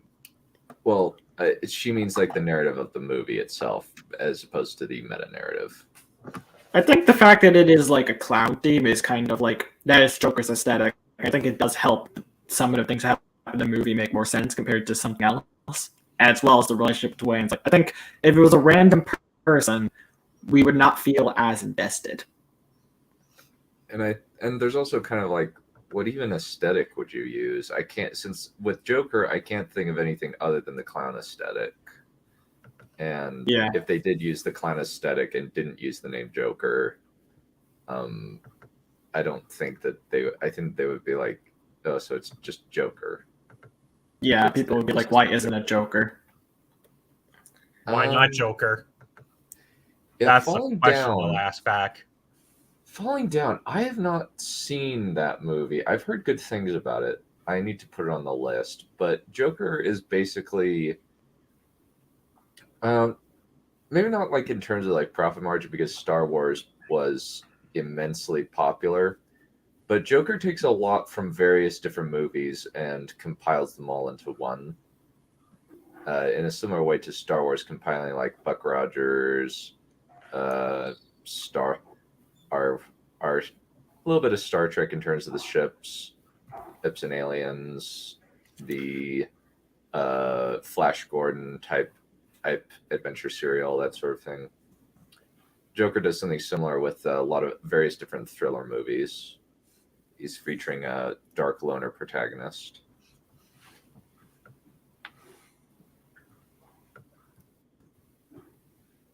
All right, so back to the Batman. The Riddler goes insane at the end. I don't like it. Wasn't the Riddler always insane? No, he was consistent, and then he goes off the deep end. I'm like, what the fuck are you doing? No, I mean like canon-wise. No idea. But basically, the Riddler wants to uncover a lot of the Gotham's corrupt secrets to everyone through these riddles. As his thought process is, if I just give it to you, it won't change anything.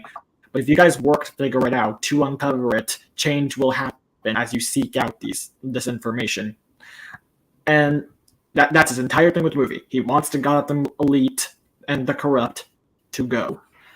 And then, at the end, he's like, you know, I have one more final phase of my plan. I'm going to blow up portions of the city to let the Gotham, river or something washed into the city and flood it all to kill so many innocent people, and also have my own cult just start shooting everyone in the safe house during this flood, including the new mayor who has done nothing wrong as far as he knows.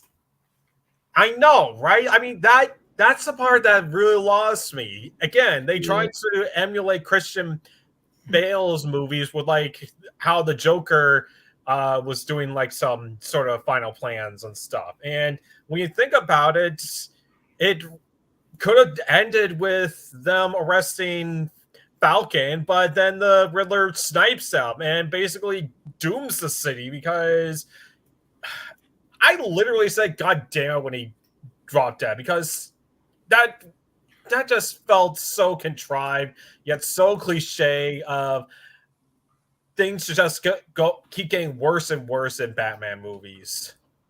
Yeah, it could have.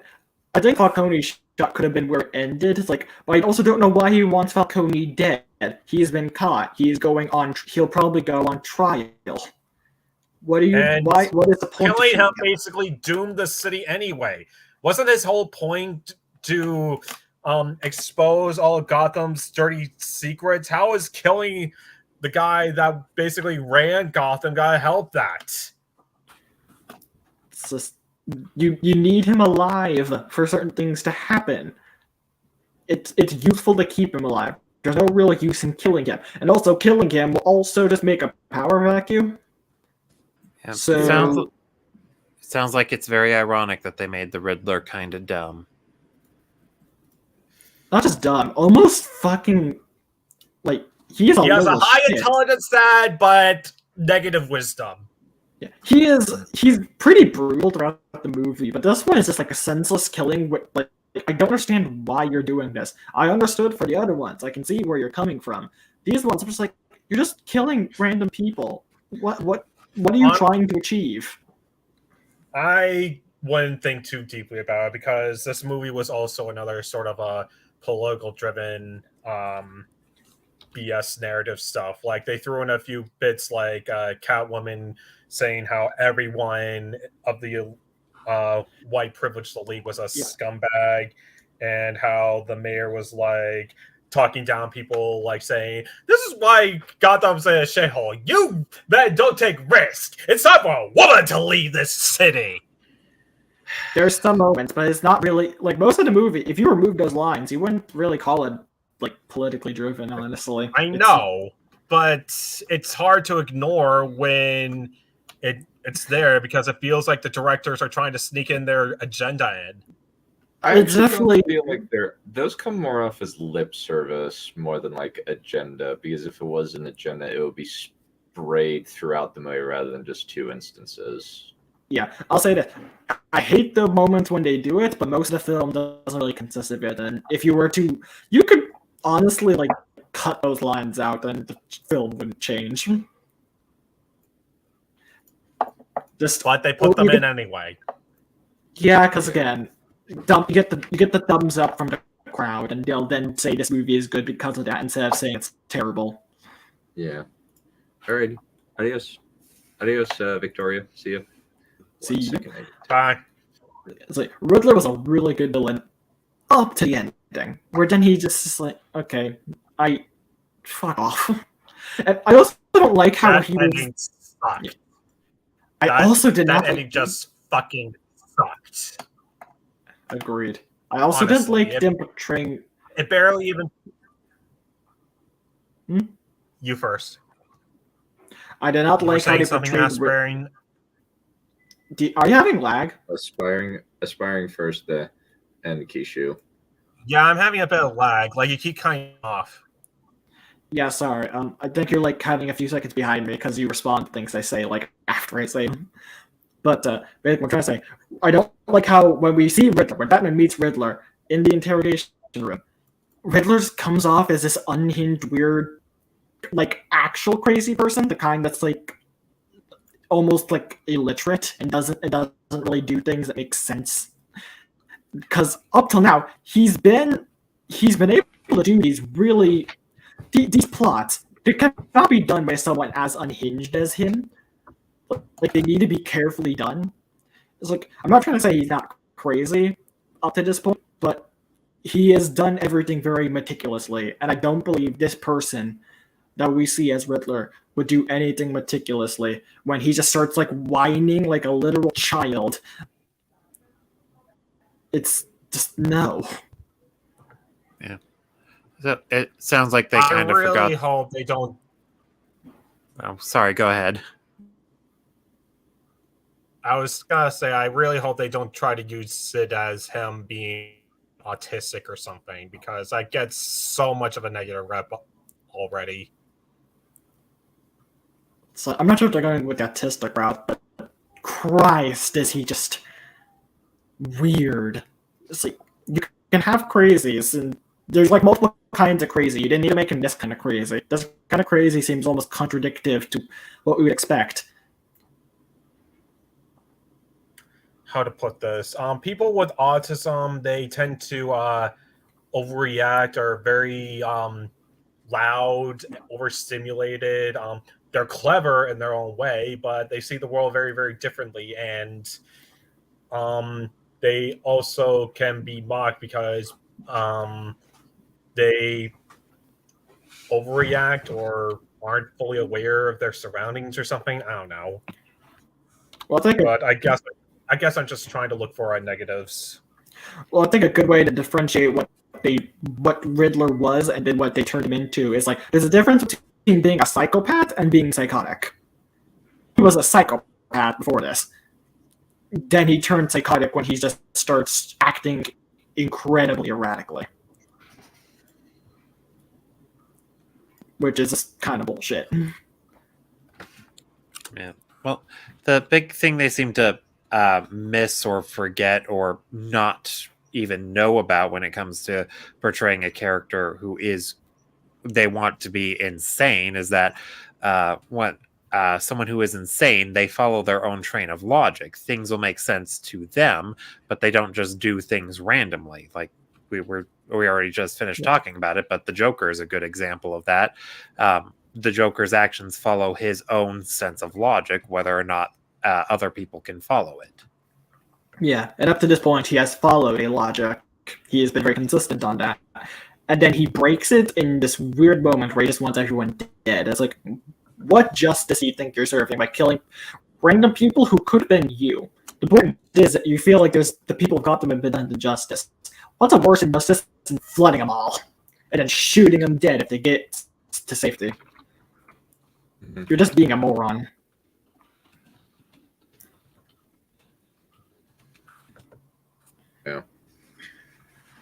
Yeah, I would agree with that.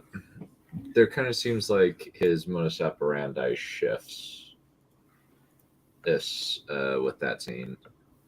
Yeah, and very subtly. It's interesting that he says, like, I'm so proud of this community or whatever. Where he says, is at one point. He says that to, like, his streaming audience, which I guess you could say he's like, he's not proud of Gotham, he's proud of specifically his followers. But even that, I know that he would be a loner. Yeah. Yeah, but there were a whole lot of people that were even like chanting his name, like, because he was going against the privileged elites that got off this big bail of Falcone, and yeah, because some people are sheep and they'll be like, oh, this guy, he's doing something that we approve of, despite the fact it's really fucked up.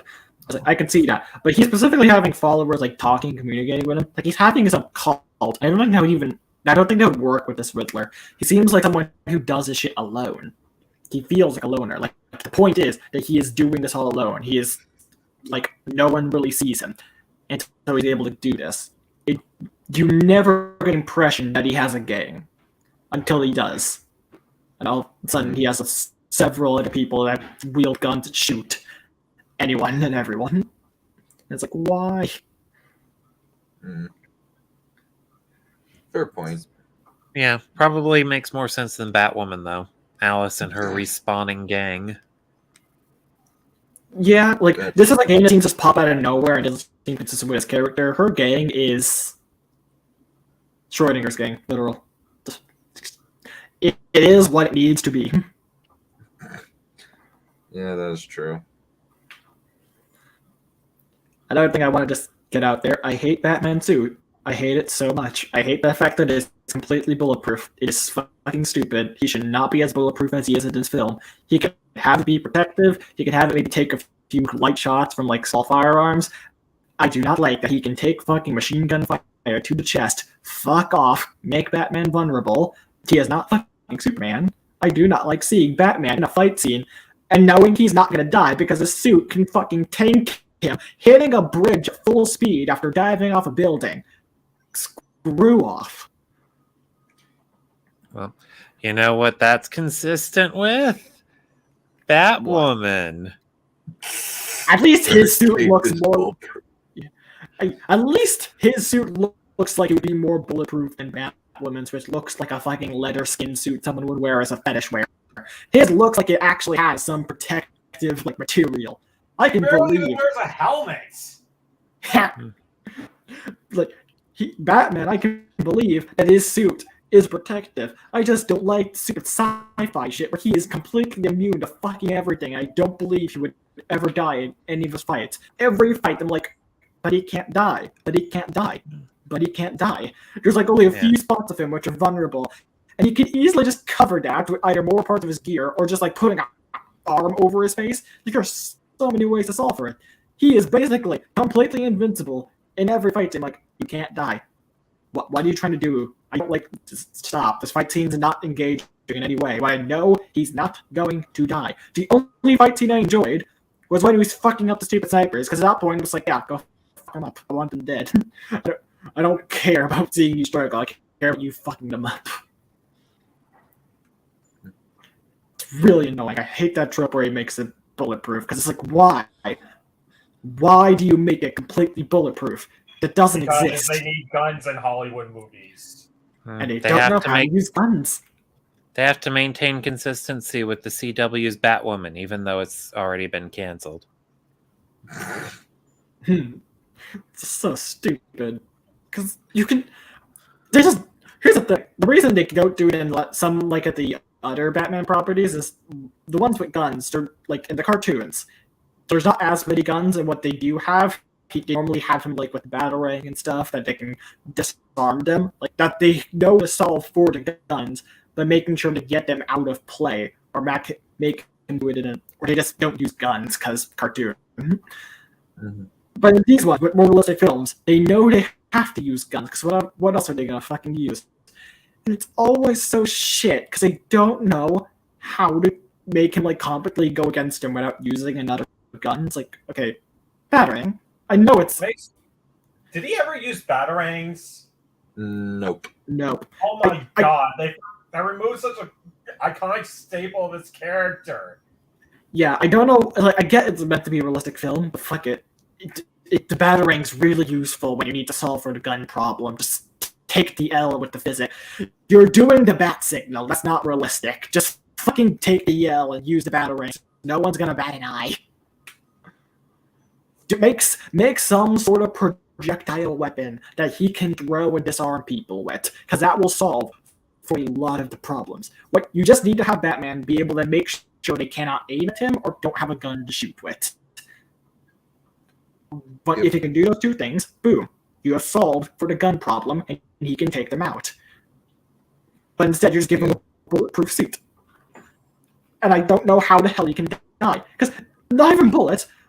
But not even impact damage either. Like, when you hit a bridge at full speed and he's barely hurt, I'm like, okay, I actually don't know what can destroy the suit. You can have a tank fire at it several times, and I wouldn't be surprised if he's standing there sipping some tea with Alfred in the background. Yeah, that's accurate, yeah. That's, like, probably my biggest gripe with this entire movie is that suit. Fucks with attention so much because there's no stakes any time with him. Except for the ending, where it might look like he could have died from all those stupid cultists. Well, they make him seem injured at some time in that fight scene, and I'm just confused because, like, wait, who hurt you? How? What hurt you? What can hurt you? What? Because it's like his leg or something that's been hurt? I'm like, but that's covered in the suit, which is completely bulletproof, and you're basically invincible. It's not your mouth, it's not your eyes. What hurt you? I don't understand. Maybe if they tried to show, like, hey, it's protective, but he can still, like, break a bone in there if he hits the ground hard enough or some shit, like a potential weakness in the suit. But how the fuck does that work when he's, like, he's gliding out of the fucking police skyscraper and hits a bridge that should have snapped his neck? I'm sorry.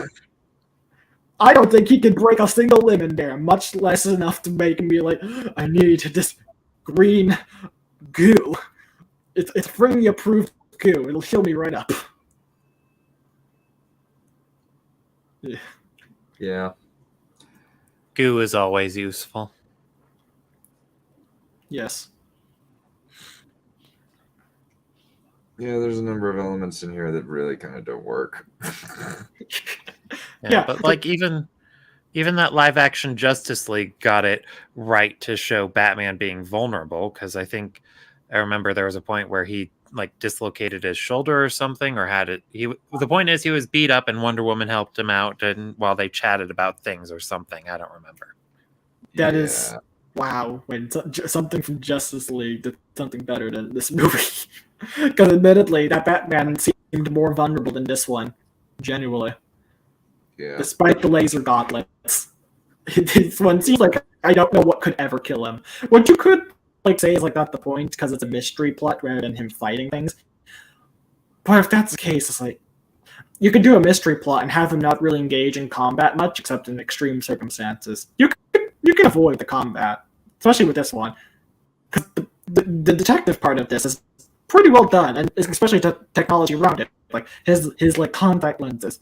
Those worked. I can believe those, and they're really fucking useful. It But felt the more rest, like a spy movie than a superhero movie. Yeah. I'd say, yeah. Where Batman is very James Bond-y in some ways. yeah.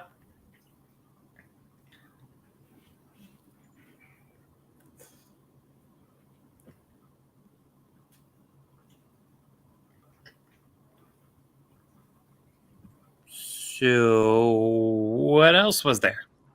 Well, Colin Farrell is pretty dang good as the Penguin. He was entertaining, yes. Yeah, I still...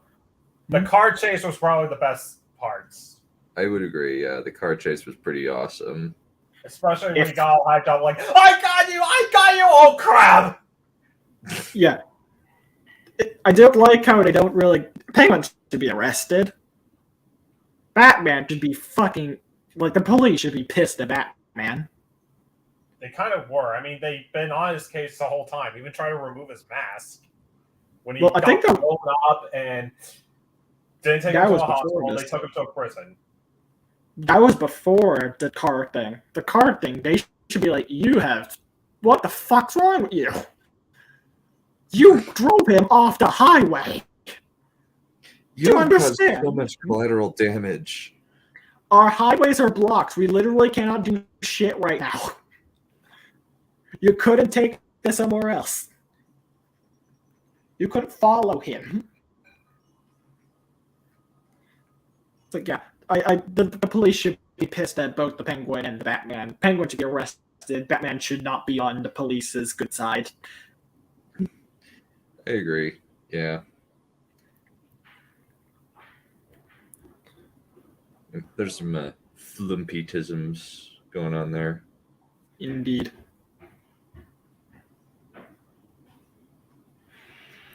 Also, Batman and Alfred having a bomb boat explode in their face, and it's like, Batman survives. Okay, fuck off. We've talked about the suit. Just need to bring that up again. Alfred, I guess you can say that he was able to throw it away in time enough, but it's also like, why did you send the bomb to Batman? Why are you against Bruce? Because this is another part where he seems to not really follow his consistent rules. Where They really love making poor Bruce Wayne suffer for no reason. Yeah, he sends a bomb for Bruce. I was like, why? Because if he's consistent, he should not blame Bruce. Now, I will say there is some room where you can say this is like the one thing where Riddler is actually not consistent in the fact that he specifically wants to hurt Bruce. And I think that could fit with him being like having a huge grudge. I think the thing that he didn't particularly like about Bruce was the fact that he was an orphan, and that Bruce was an orphan as well, but Bruce lived in a penthouse above everybody else, and that he didn't actually suffer like Riddler did. So I think that was like a personal thing. Yeah, you can make the thing where it's like this is a bit more personal for Riddler, and so he just wanted to be like, go fuck yourself, Bruce. Well, as you know, rich people can't suffer. That's an impossibility. Another political privilege thing, white privilege. Well, yes, but the bad guy is saying it, and the bad guy's clearly mentally unhinged, and we see throughout the film that Bruce is suffering. So I think that that's just I don't really see any agenda in that one. And can you honestly blame Riddler considering the things he described, like rat eating his hand as he wakes up? Like, damn, I can definitely see why he's like, what the fuck? Why is he getting all the attention? We're the ones starving and dying in here. I guess it's just hard to kind of ignore when you see it so many times. I think that part of it is after watching Wheel of Time was definitely way more agenda driven than this. Because it fucks it. It puts it up in your face. Like, here's the thing. If it is agenda driven, they did it well. That's the thing. I don't think things should not be agenda driven. They should be made to fit the plot well. That it doesn't seem like it stands out as something incredibly jarring and very clearly motivated. Because even if it's motivated, they did it well. And I'm like, yeah, it's fine. The way they did it was perfectly fine. I can see Riddler believing this. I can see they don't really portray it badly. Meanwhile, in Wheel of Time, it's all fucking bullshit. Everything is complete bullshit. Pregnant lady can beat 7 well-armed guards while going through her fucking cramps as she gives birth. The Dragon Reborn can be a lady because souls can be trans, I guess. Except not in the books. Because the books are better and the show is ass. And they're counting on people not to read the books. It is a literal most useless detail they could have added in because it goes to nowhere and it, if anything, destroys some of the tension, no matter what. It is an objectively worse thing to do. The best Batman movie? I would actually say that's kind of a good question. What do you guys think is the best Batman movie? Batman Beyond: Return of the Joker. Yes! Okay. Batman Forever, obviously. You can't beat the ice puns. That's Batman and Robin. Oh, right. Batman and Robin. That's what I meant. Isn't that the one that got panned for being too goofy? And it was, but it's hilarious. Yeah. It is so freaking funny. They're both really goofy, but one is a tolerable goofiness. The other one's like, please stop. What the fuck is Riddler? Stop peering like you're gonna molest me. Yeah. But yeah, Batman Beyond Return of the Joker is definitely great. Yeah, I love that movie. Yeah, we will definitely do an animated Batman thing at some point. Really? I don't know when. Will you include the Batman? The Batman. What do you mean? The Batman TV the show? Yeah. No, we're not doing shows. If we're doing a show, that will be a dedicated year-long project. So what? So specifically, Batman animated movies. Yes, animated movies, and I'm going to try and pick 5 to 6. Batman I am not Beyond going is an animated show, though. What? Batman Beyond is basically a TV movie sequel or something. Well, it's the finale of the show. Well, no, Batman Beyond had 2 seasons. Yeah, There's Batman Beyond had 2 seasons and then a movie. And then an epilogue episode at the end of Justice League Unlimited. Yeah, You can count both of those as an ending, honestly.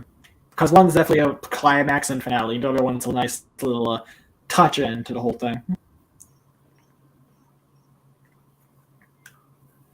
Yeah. It's a pretty tall order without the shows. I watched Batman Beyond Return of the Joker without seeing more than the first 3 episodes of Batman Beyond. So I think that's fairly doable. We can, some of us who've seen the show can reference the show and how much Terry has grown, because Terry is one. Or we could At just one point he was able to fight the Joker without Batman. We can also just watch the pertinent episodes. What do you mean pertinent? Pertinent episodes to Batman Return of the Joker, so that we get some, since like they're only like 20 minutes long, they're like really short. So I'm not sure which episodes you'd even be thinking of with that one, though, because admittedly, you don't need to see the show to know too much. Like you might just want the origin, and that's like the thing I'd call necessary.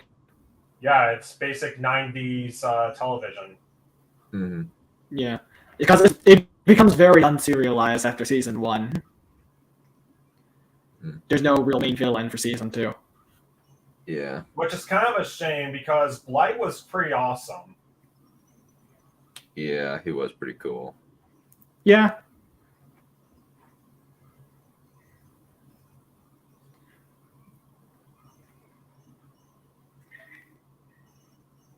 Yeah, I can't think of anything else to talk about with this one. Like, I do like Robert Pattinson as Batman quite a bit. I think he does a really good job with his performance. And I like the writing around this particular Batman, mainly because like I identify with the type of Batman that he is, because it's just kind of me, where I'm just this loner dude who doesn't like social events and hates being around other people unless in controlled environments, and likes doing stuff on his own. But then there's the cute girl. He is what you would be if you were Batman. Yeah, honestly, yeah, this is like very much me. Yeah, this is so yeah, this is definitely me. Yeah, this is what I would be if I was Batman. I would be like completely antisocial and weird. Don't worry. I delete all of the weird stuff from the lens. But Catwoman, don't worry. I did not keep the nudes. I promise. Those are the only fun thing. I'll leave it to your interpretation whether or not Batman keeps the nudes. And we're 2 hours in. How much keep longer is the stream going to be? I think that that's pretty much it. I can't think of anything else. Let me think else real to quick. bring up. What? Let me think real quick. Did it ever feel confusing with all the names and stuff? What names? Falcone and Guy. And Falcone. I got Falcone and Maroni mixed up a couple points, but mostly I followed it okay, because like just the movie does well at kind of doing a very linear progression and gives you a lot of time to kind of think about stuff, and gives you a lot of quiet moments to kind of process what you've just barely had. Even gave us a red herring. Yeah.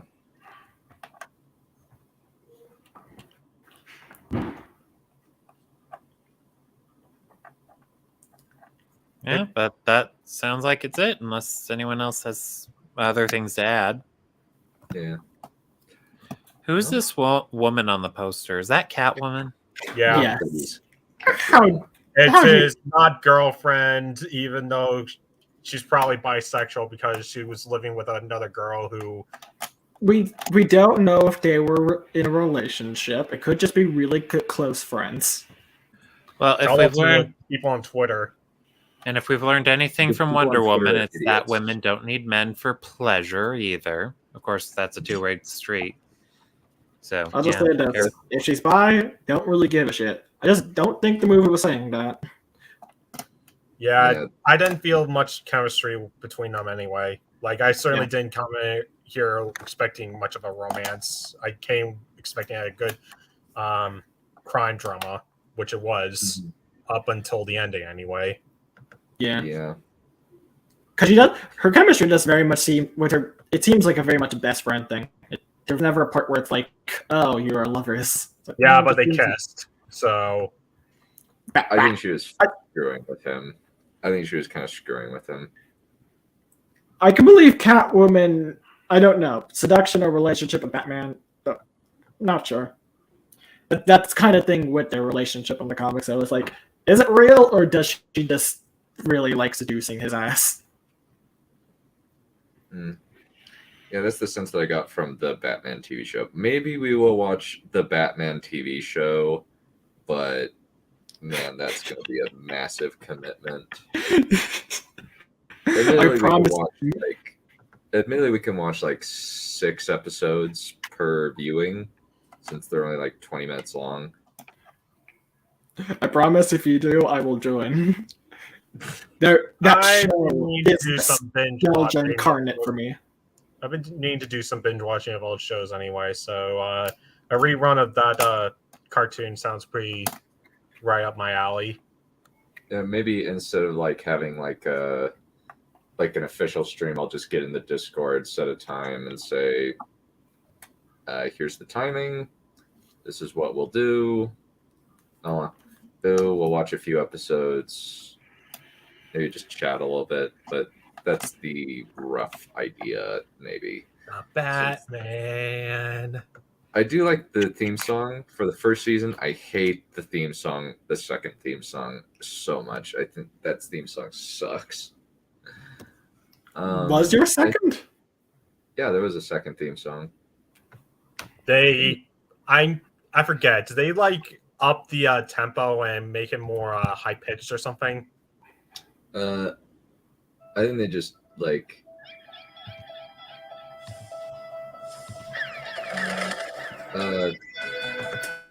we don't want to get copyright struck. Sorry, was that being heard on my end? Yes, it was. Okay, sorry. Yeah, no worries. It was just like we don't want to get copyright struck. Yeah, I know. Yeah, but like I think it's like higher tempo and but it kind of sounds like more like fart rock, I guess, is the best description I can come up with. I do like there's a lot more daylight in this Gotham. I remember the anime Batman being like constantly nighttime all the time. I mean, it suited the setting, but at the same time, it felt kind of dreary. Yeah.